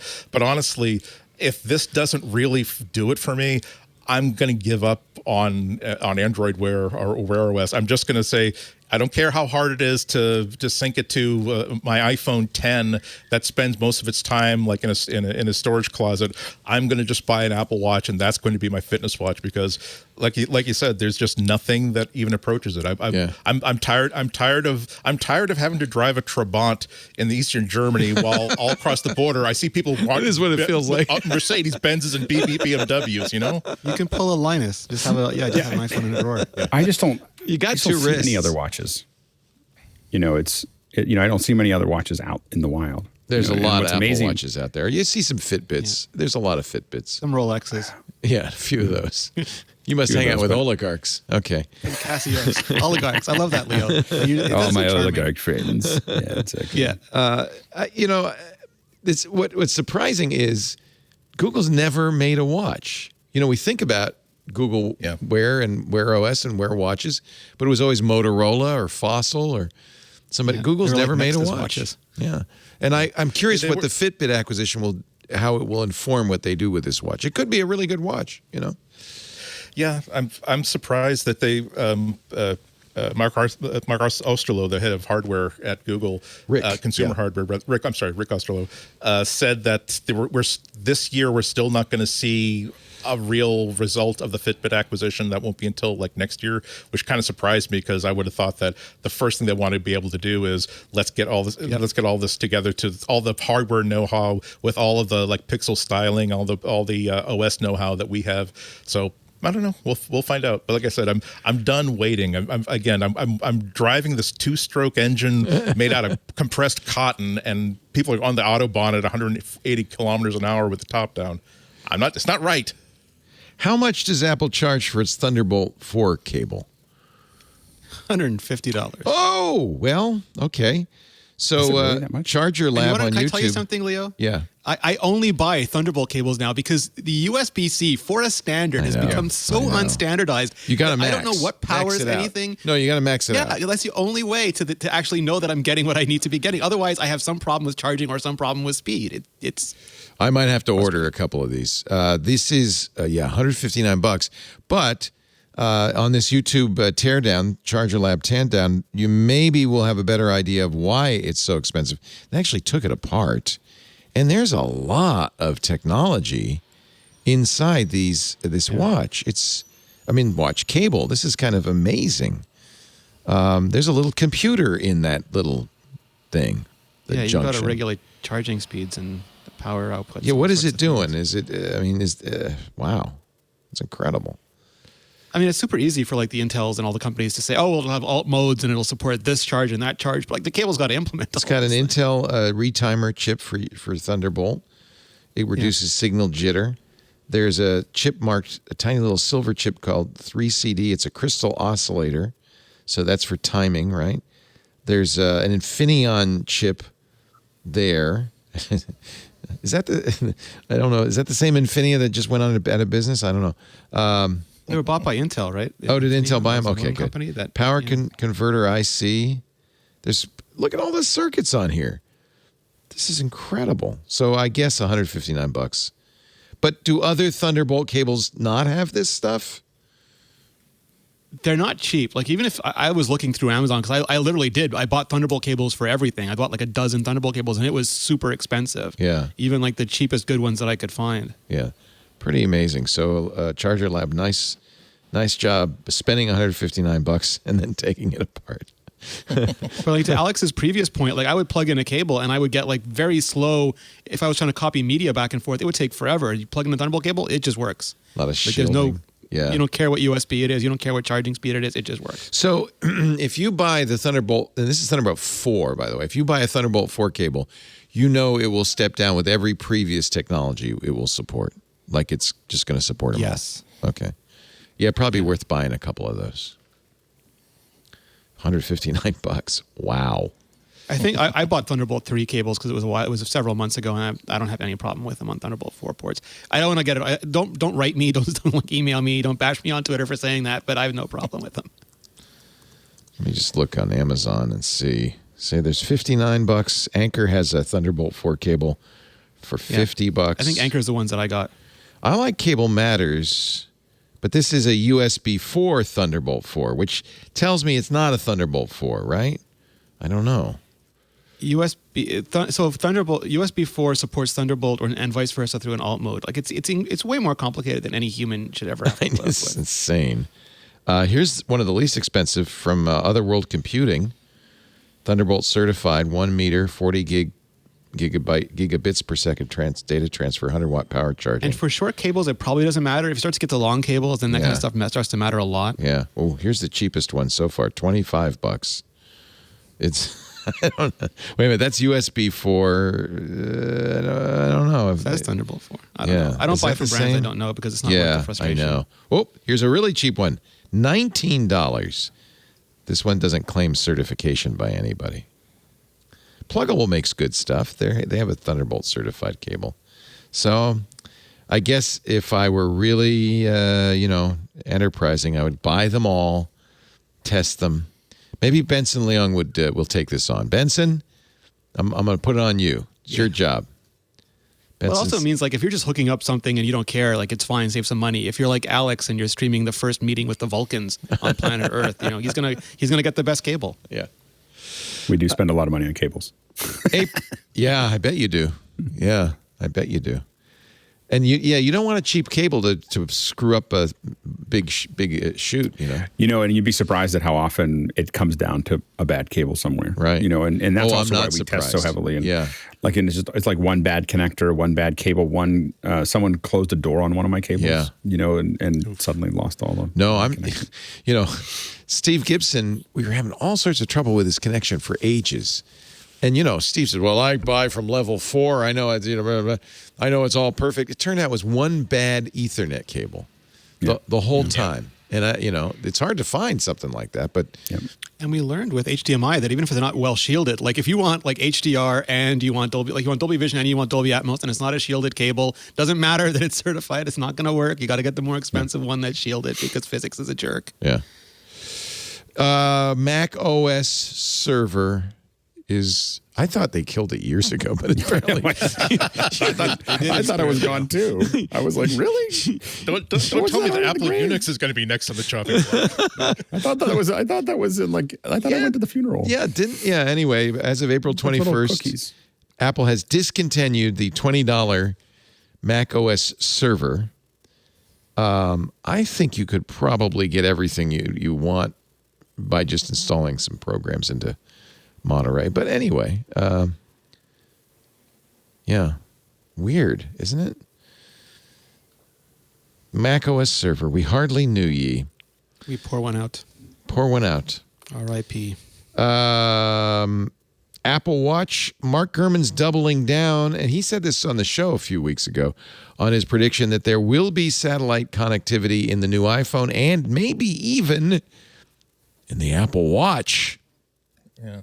Emergency satellite don't know about this. Yeah, you wouldn't. It's not. I mean, you're not going to send text messages to your mom this way.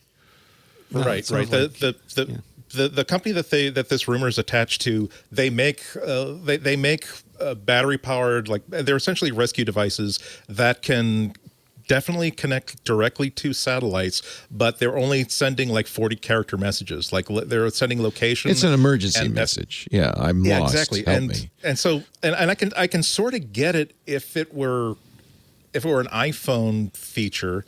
Then we'd have a discussion on, well, what's the point of this? Why is this so important that they want to add this? But the thing about doing it in a watch, My goodness. I mean, GPS works because you're just receiving a radio signal. That's cheap, power-wise. Sending a signal to a satellite, in a low-orbiting satellite, that is gonna, like, do you want to send your location, or do you want to essentially have navigation to try to help you get off this mountain? I don't know how useful that could be on a battery as small as what you'd find on a watch. Yeah. Mark does say the iPhone 14 will also feature this emergency satellite connectivity features. He has confirmed what Gurman says, that the non-Pro iPhone models will be A15 based. In other words, this year's chip. Only the new Pro models will have the A16 chip. Yeah, I think that one thing also with the satellite, I think it definitely would be an emergency, as Andy's pointing out. And I think that the big problem you get into is you have no cellular, and your phone actually knows where you are. It just doesn't know where that is. so if it could just be able to load just enough for you to kind of get a sense of where you are, it would make a huge difference. But it seems like it would be something you turn on the afterburner and you've got like a half an hour with your phone before it's done. Yeah, my understanding is that it's not like a new connectivity type. It's an extension of the international 911 like emergency call anywhere thing, because there's some places where you're just out of carrier, and this will let those SOS messages get sent. Yeah, and it will cost a little bit, but like it's better than freezing to death in the tundra. Like I worry about it. And there have been some people who have had an iPhone that got themselves turned around and didn't have connectivity and died. Like in the cars. So I think that it definitely would make a difference. James Kim. Yep. That's what I was thinking. Can I just add that Gurman is now blogging? He's got a Medium blog. Like first he was Twittering, now he's blogging. What is everyone who used to just publish his reports supposed to do to make a living now? Who thinks about the bloggers? First, Mark Gurman does a newsletter. Now Gurman does a blog. My God, what's the world coming to? On Medium, if nothing else. On Medium. Really geeky. Gurman says that beyond an attempt to differentiate the Pro models, the global chip shortage may be one reason why they are going to be a little hard to get those A16 chips. Apple it might also just be the node. Like, so they're having problems. Like as you get smaller and smaller, it becomes more and more difficult to make these node advances. And they were on 5 nanometer, which is just a marketing name. It doesn't really mean a measurement. It's 5 nanometer. And now the current A15s are on the second generation N5P node, which is a more efficient version of that node. So they get like 5 to 10% faster frequencies off of that, just because of the increased density and production of all of the chips that come off that node. They're supposed to be moving to 3 nanometers, but it sounds like that's been delayed. So they're going to be moving to what they call 4 nanometers, but is really like, as we got used to with Intel language over the last few years, is really an optimized cycle. So instead of tick-tock, it becomes tick-tock, optimize, tick-tock. So it sounds like that's what we're getting next. And that means that Apple's not going to get the kinds of improvements they were hoping for with a 3 nanometer, which is a real like shrink down where you can put more transistors in the same space or the same transistors in less space. So if they have limited capacity even of that node, like if TSMC says we just cannot provide enough chipsets to make like a full iPhone order, Apple will have to prioritize and say, okay, we'll do the Pros on this one and then we'll stick with A15 for now. So M2 is A15 related based. Yes. Gurman's saying they're also working on an M3, which would be presumably A16 based iMac. Yes. But that will obviously it could skip at some point because they're going like every 18 months, and at some point they're going to skip one like they did with the AX chips. But yeah, so far it looks like the A15 is for the M2, and then we'll see what the M3 ends up being. He writes, since then I've heard that the M2 chips aren't the only ones in testing with Apple, and if you're waiting for a new iMac, Gurman says, I'm hearing an M3 version of that desktop is already in the works, although I imagine it won't launch until the end of next year at the earliest.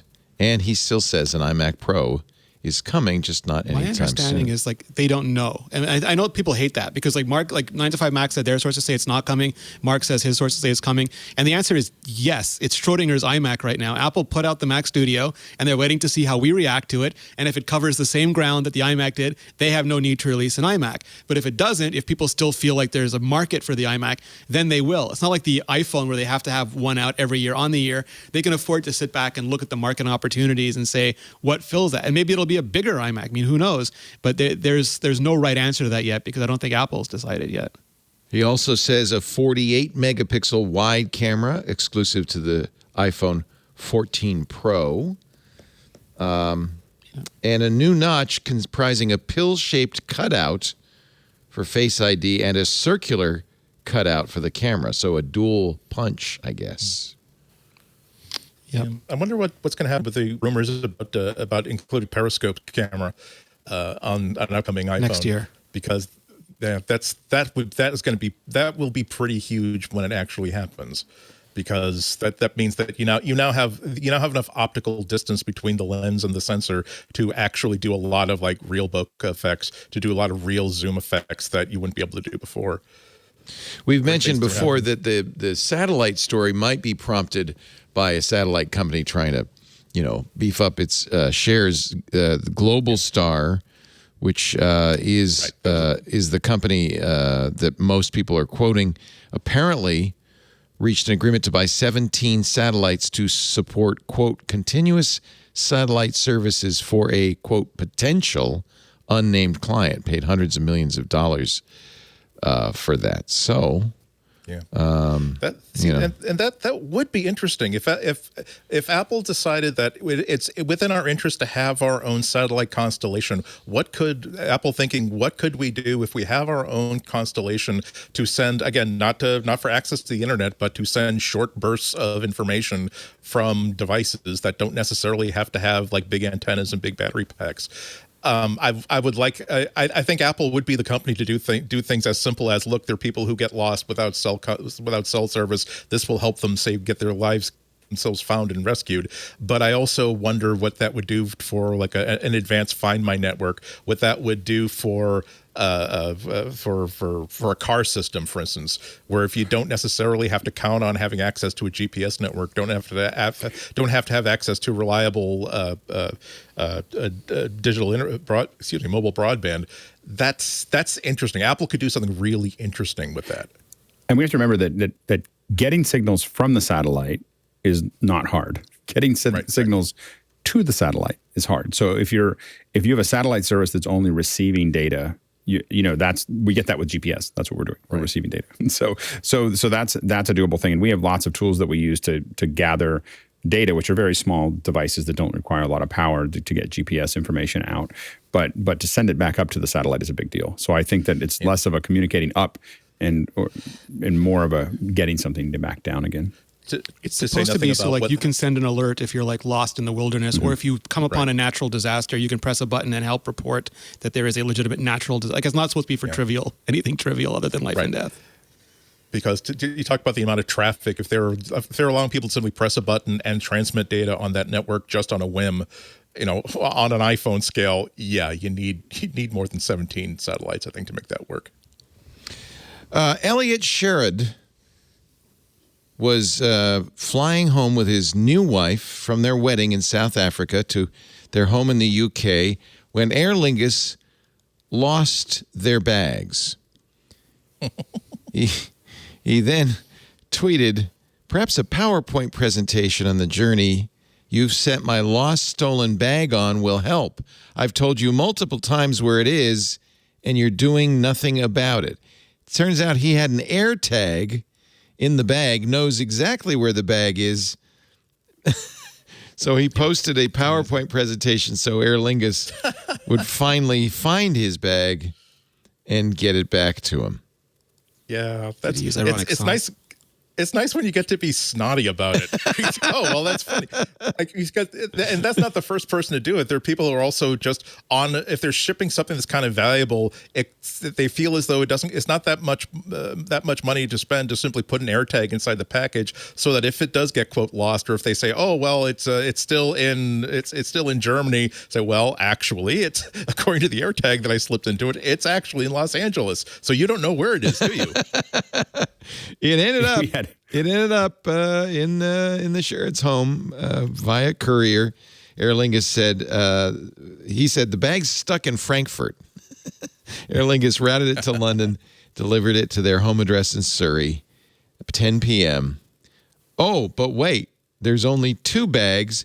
The third, his new wife's suitcase containing wedding cards, handwritten notes from the lodge they stayed at, an order of service, and itineraries they'd made for the guest, was at a random address in Pimlico in central London.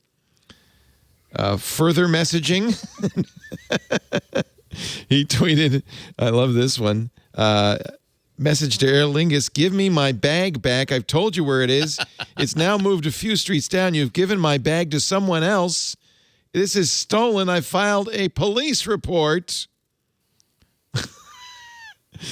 You know what? The moral of this story is put an AirTag in your bag. You never mess with Irish John Gruber. He does look like John Gruber, doesn't he? He does. Let me see here. The CNN travel says, let's see. I'm hoping he got it back. Nope. The couple believes it's been stolen and reported to the police, and that's the last we've heard of it. So we had a GPS tracker on one of our shipments. We had a GPS tracker that someone threw in as a good, just like an idea, like, oh, we'll see what happens. Like we want to see what happens when DHL takes something to Germany. And DHL was telling us it was in Berlin, and we're like, no, it's in Stuttgart. And they were like, it's in Berlin, and we're like, it's in Stuttgart. Like we know where that case is, and we sent them a GPS picture of like their warehouse with it like sitting in the corner. We're like, that's where it is. Like we need it in Berlin tomorrow. And so they sorted it out, but it was funny. GPSs are powerful. As long as we're traveling, let's go to Singapore, because we've got a new shot on iPhone short film, shot on an iPhone 13 Pro. Singapore food from the creator of Chef's Table, David Gelb. Oh, boy.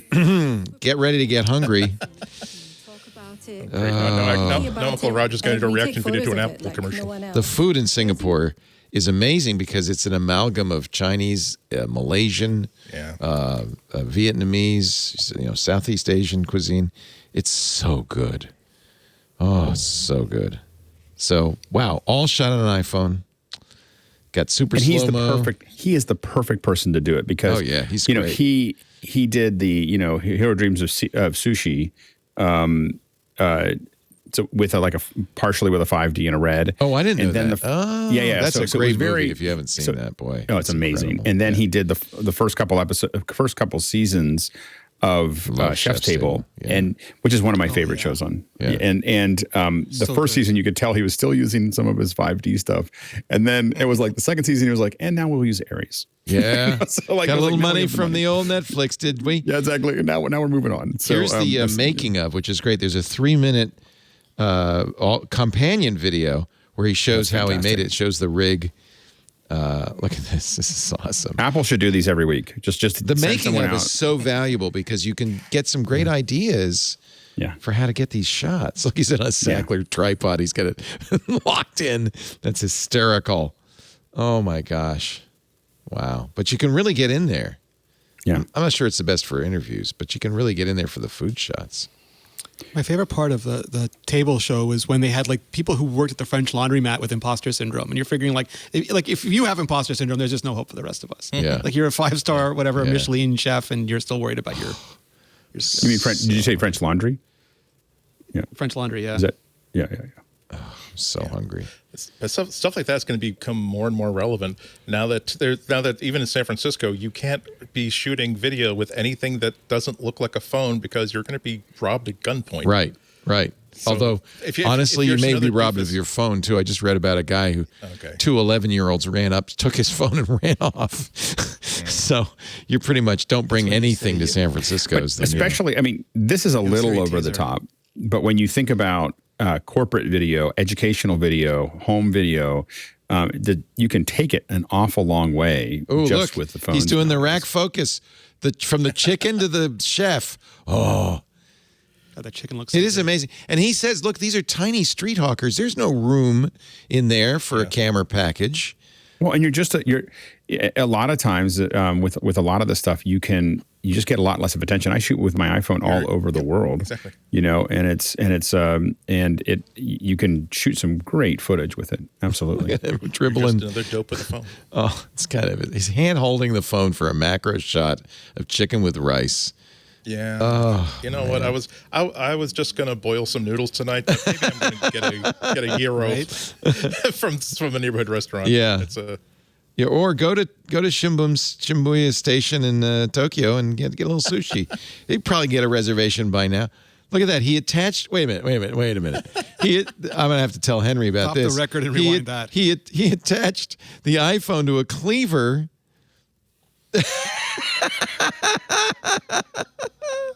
Okay, I'm going to send this to Salt Hank right now. What's the IP rating for like chicken guts? Can be immersed next to like chicken fat for up to 30 minutes or? Well, now, given this is funded by Apple, I imagine he had as many iPhones as he needed to make this It's like work. Lindsay when he fills up an iPhone, he throws it behind him and walks on with a fresh iPhone.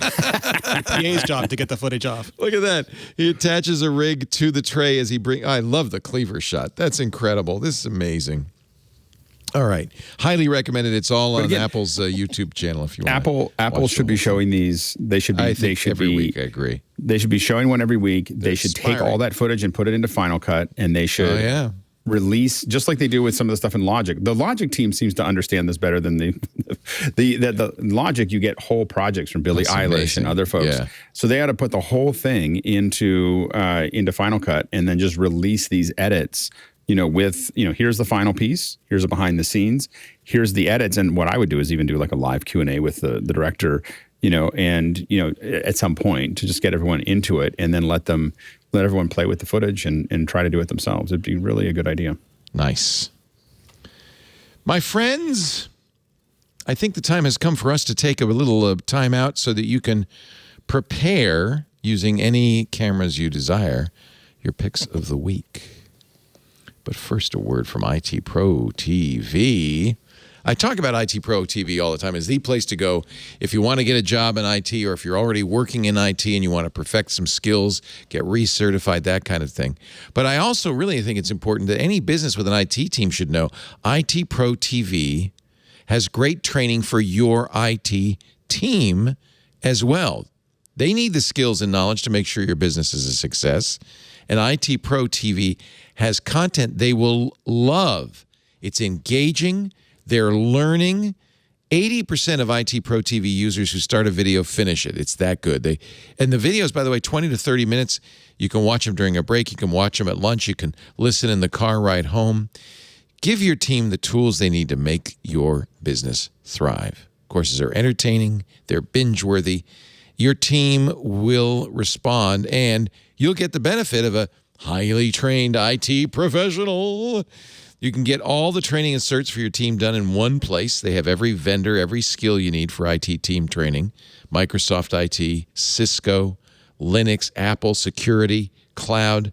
5,800 hours ranging from technical skills to compliance, even to soft skills, business skills, marketing skills as well. And the business plan means you get a dashboard that lets you track your team's results. You can manage your seats, assign and unassigned team members, very granularly too. You can access monthly usage reports, metrics like logins and viewing time and tracks completed. You can create subsets of your users, providing them with customized assignments. It's great to be able to monitor their progress, to see if they're using it, to see if you're getting your return on investment. I guarantee you will be. The assignments can be, of course, a full course, but they can be individual episodes within courses even. And because IT Pro TV publishes full transcripts of every single episode, you can easily find the part you need, jump to what you need to learn. And the reporting you're going to get will really give you insight into your team's viewing patterns, their progress. Individual plans, yes, but business, you should check out IT Pro TV for developing your IT team. Give your team the IT development platform they need to level up their skills while enjoying the journey. For teams from 2 to 1,000, volume discounts start at 5 seats, but we've got an even better discount. Go to itpro.tv/MacBreak and mention MacBreak 30 to your account executive for 30% off or more on a business plan. MacBreak 30 is the offer code, itpro.tv/MacBreak. Individual users, you should use MacBreak 30 as well. You'll get a 30% discount too. I think IT Pro TV is the best. I think you will think so too. If you love IT, you want to get into IT, or if you've got an IT team that needs training, itpro.tv/MacBreak.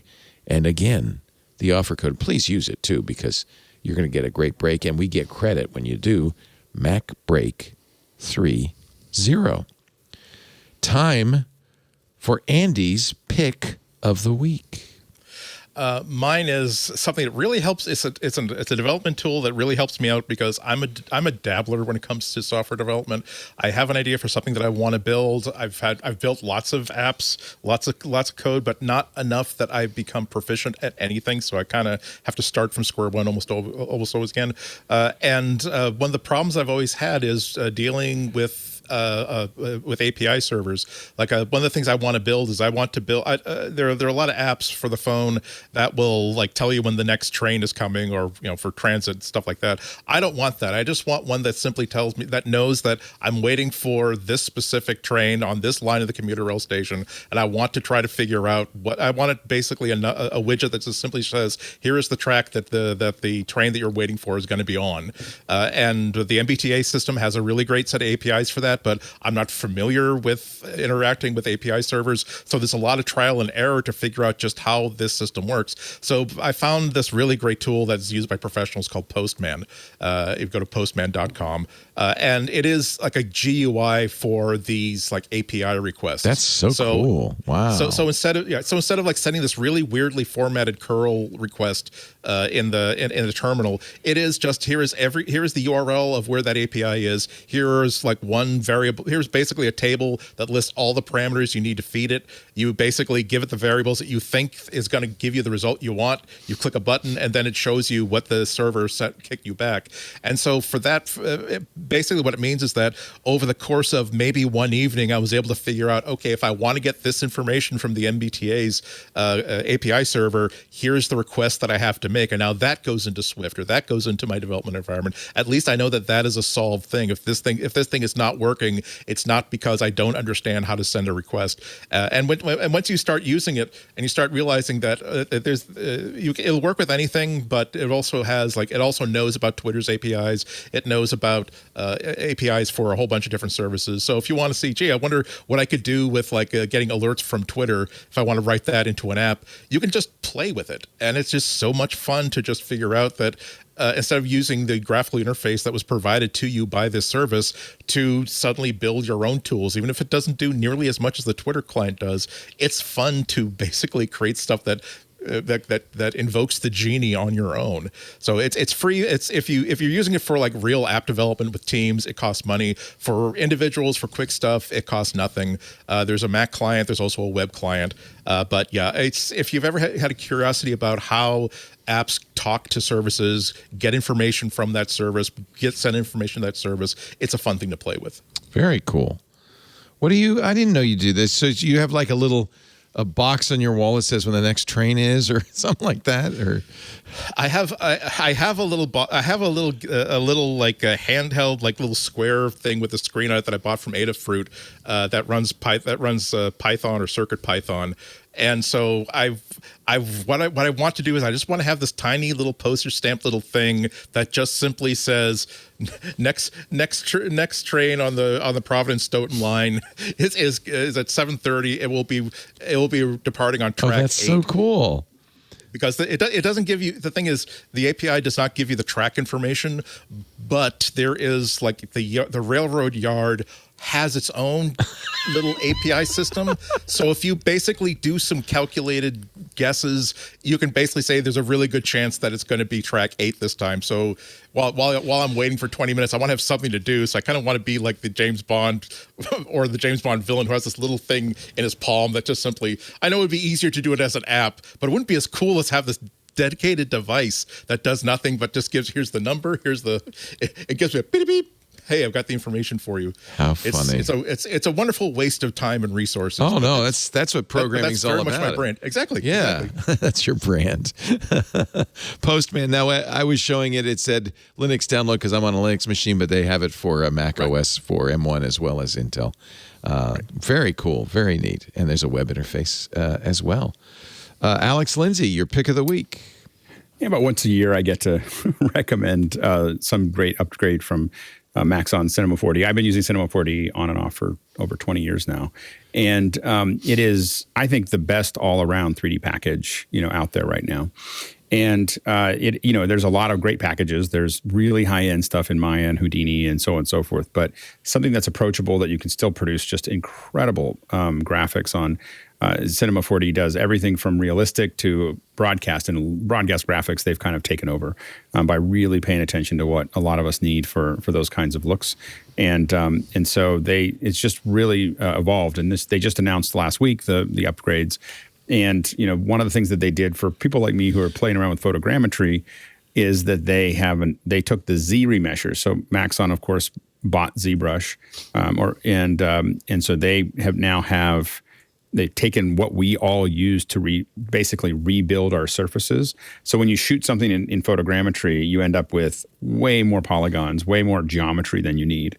And how do you smartly reduce that so that you still have all the detail, but you don't have more weight? And so for years, what we've done is we've taken our scans and we take them into ZBrush and we use the Z remesher we use the Z tools to basically pull that back. Maxon has now put that into Cinema 4D, so now you can just do it while you're there. They also have a lot of upgrades to their cloth simulators as well, and Redshift, which is a renderer that they bought as well. They're now incorporating into everything that they're doing, which just makes it a lot easier to work with. The best one though, this is not part of Cinema 4D, but I mean it's really good. Is the VFX suite? You have to see the video of it. They built. A lot of us. We talk about lens flares, and in the old days, you'd simulate a lens. You'd create a lens flare that had these little stars and everything else. They now have a real lens flare that actually calculates through different lenses, calculates the light path so that you can get the lens flare that matches that lens. It's for people like me who look at over the top solutions. It's over the top. It's kind of amazing. It's really cool. Yeah. And so anyway, it's just, and I've gotten to watch, I can still remember they had this little 3D chain that you moved around, and we were at Lucasfilm just going, I can't believe we're doing this in real time on a Mac. And that was probably 1997. So that's been a long time, 25 years now. And I think that what I like about it is that they,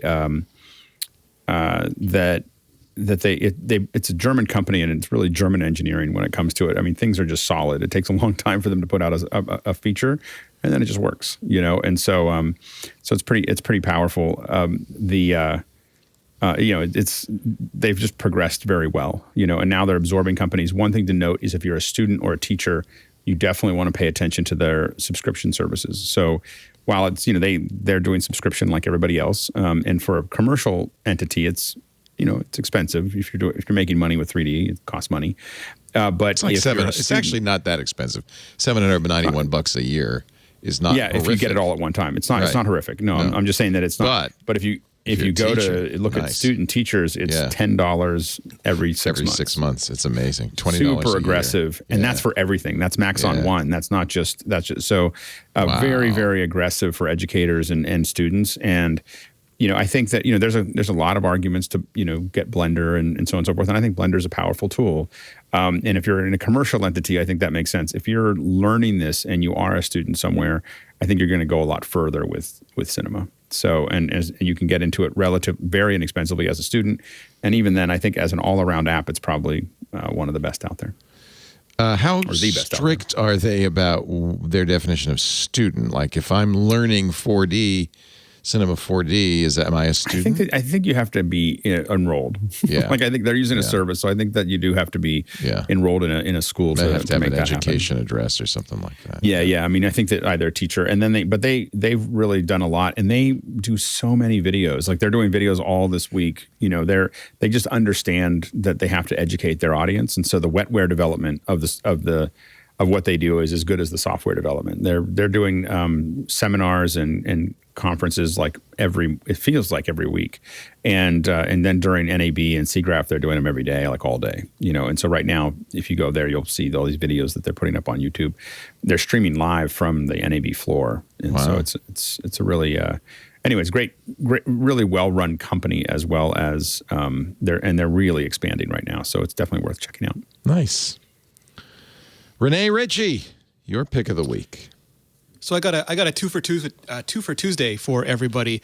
The first is I love when creators make really interesting stuff, and I love to help them promote it. So MKBHD Marquez Brownlee has worked with Motion VFX, which is some of the best plugins available for Final Cut and for Resolve and for Premiere, and they've made a set of plugins that help you make sort of MKBHD style videos, which has some pros and cons. I mean, everything defaults to being very much his palette and his style, but they are highly, highly configurable. So if you like certain things that he does, but you want to put your own flair, your own take on them, you can use those as starting blocks, not have to hand animate or re-engineer, like reinvent all those wheels. So there's just a bunch of stuff inside here that let you do a lot of Marquez-y sort of things. Again, like he does it in Final Cut, but they have it for all versions. And right now, I don't know how long it's going to last, but they're having a flash sale where a lot of the plugins are 50% off, and they make some of the plugins I use all the time. I mean, a lot of YouTubers use them all the time. If you're an Alex Lindsay level genius, you can open them up in Motion and customize them completely, but you can still, even just in your editor, you can do a ton of customization with them. And there's grungy ones and cinematic ones and cyberpunk ones and transitions and logo effects, just everything. They have a bunch of tuber packs where you can get a bunch of buttons that are common for YouTuber things. It's just a lot of really good, really powerful, really effective stuff for not a lot of money, and will save you a ton of work. So it's all. Yeah, this is what I use for a lot of stuff that I do.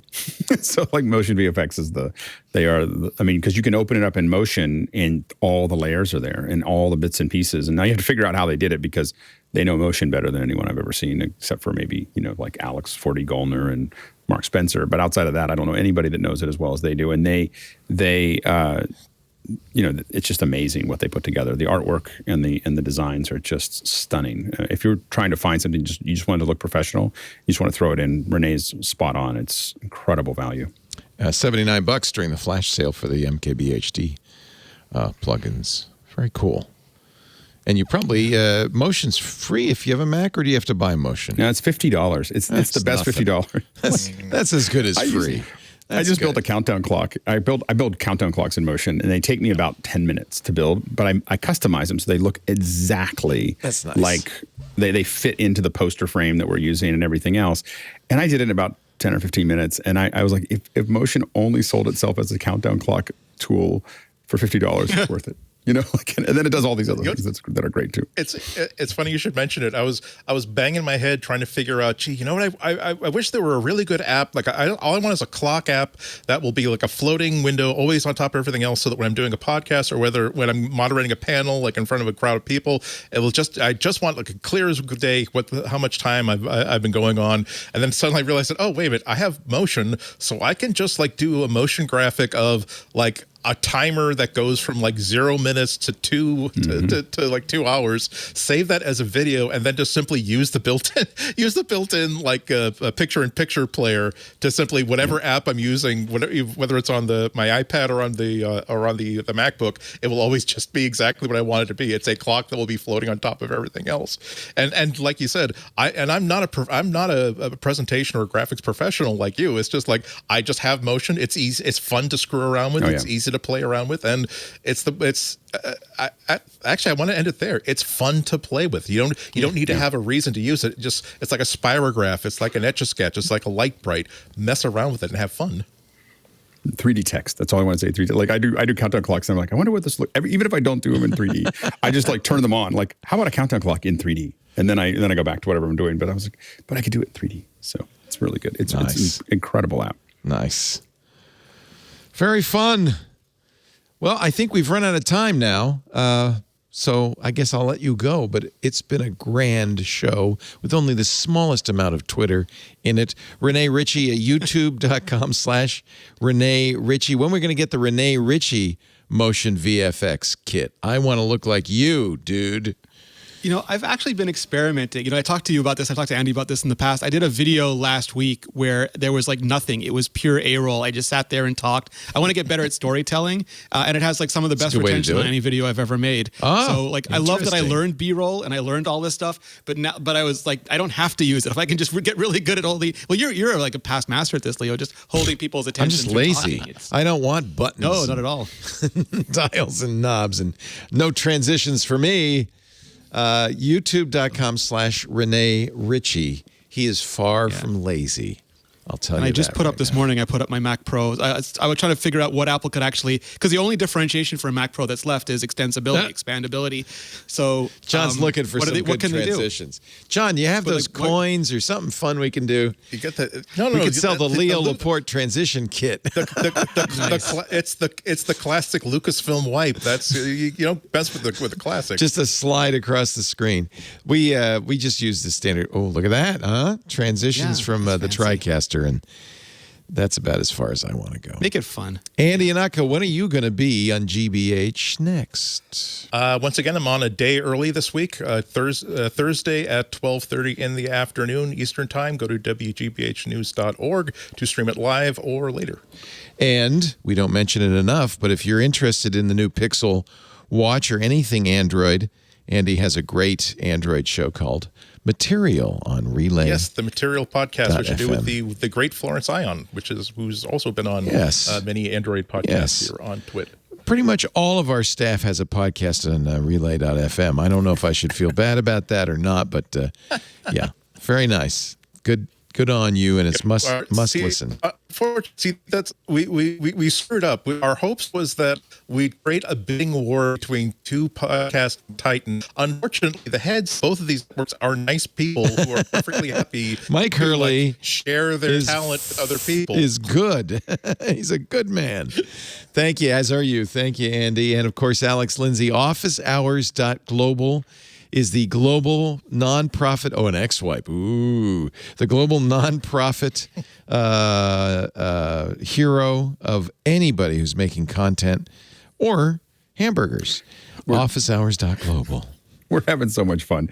We covered NAB yesterday. Just a whole bunch of people just decided they wanted to do it, like we did a rocket launch a couple of weeks ago, and then we're looking at new conferences going forward. But we just decided, hey, let's go do something together, and we learn so much about production together by working on it. It's just the best way to meet people, and runs 24/7. If we're not talking about it in office hours, we're hanging out and talking about it in after hours. It's definitely worth checking out. OfficeHours.global. I didn't get your... Outstanding. I didn't get your... Sunday! I didn't get your NAB précis. I'm sorry to say, but you can get it from OfficeHours.global. And I don't know, but it looks like you've got Robert De Niro on the show, so that's pretty exciting. That's going to be good. I was like, do you know who I am? And if you want to hire Alex to do the best darn productions out there, 090.media is the place to go. Thank you, Alex. Thank you, Andy. Thank you, Renee. Thank all of you for joining us. We do MacBreak Weekly of a Tuesday, around 11 a.m. Pacific. That's 2 p.m. Eastern, 1800 UTC. I mentioned that because you can watch us or listen to us live at live.twit.tv. It's always streaming something, and when there's live shows in production, you can listen to those. People who watch live often like to chat with one another, so we've got a couple of ways to do that. Of course, the community-run IRC is at irc.twit.tv. We also have a fantastic Discord, but that is not free. That is only open to members of Club Twit. Now, I think Club Twit's a great deal. It's $7 a month. You get ad-free versions of all the shows. We don't have to show you ads, not even this one, because you're giving us a little bit of money. You also get access to the Discord, which is, by the way, not just discussions of the shows. It's of all kinds of stuff, whether it's books or coding or anime or data science or ham radio. It's all in there. We also have events in there. We did an Ask Me Anything with Jeff Jarvis and Paul Thurrott last month. Let me see what's coming up in our event calendar. One of our best editors, John Ashley, will be doing an Inside Twit this week on Thursday. Scott Wilkinson on Cinco de Mayo, May 5th. And something we've just announced, Father Robert Balaser, Fireside Chat on May 12th. And, of course, Stacy's Book Club is coming up a little later in June. Now, all of this is available to club members, either live or on the feed, the Twit Plus feed. $7 a month, twit.tv/clubtwit. All aboard, everybody. The Club Twit train is about to pull out of the station. If you want, now I have to say, we do have free versions of all the shows, ad-supported, as always, at twit.tv. In the case of this show, twit.tv/MBW. You can also get it on YouTube. There's a YouTube channel for this show and all of our shows dedicated. And you can subscribe in your favorite podcast player. And if you do that, you'll get it automatically, so you don't have to think about it.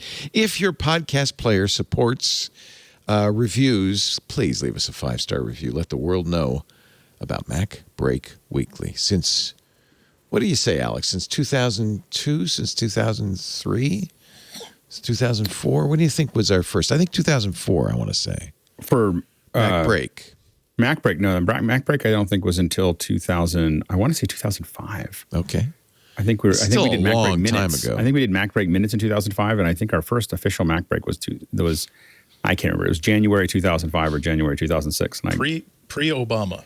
Sure, someone could tell us. But that was Clinton, the first one. The first one was with yeah, exactly, you and I and Amber and Emery Wells. Hey, do you know how Amber's doing, by the way? Have you heard? She okay? Amber, not Amber.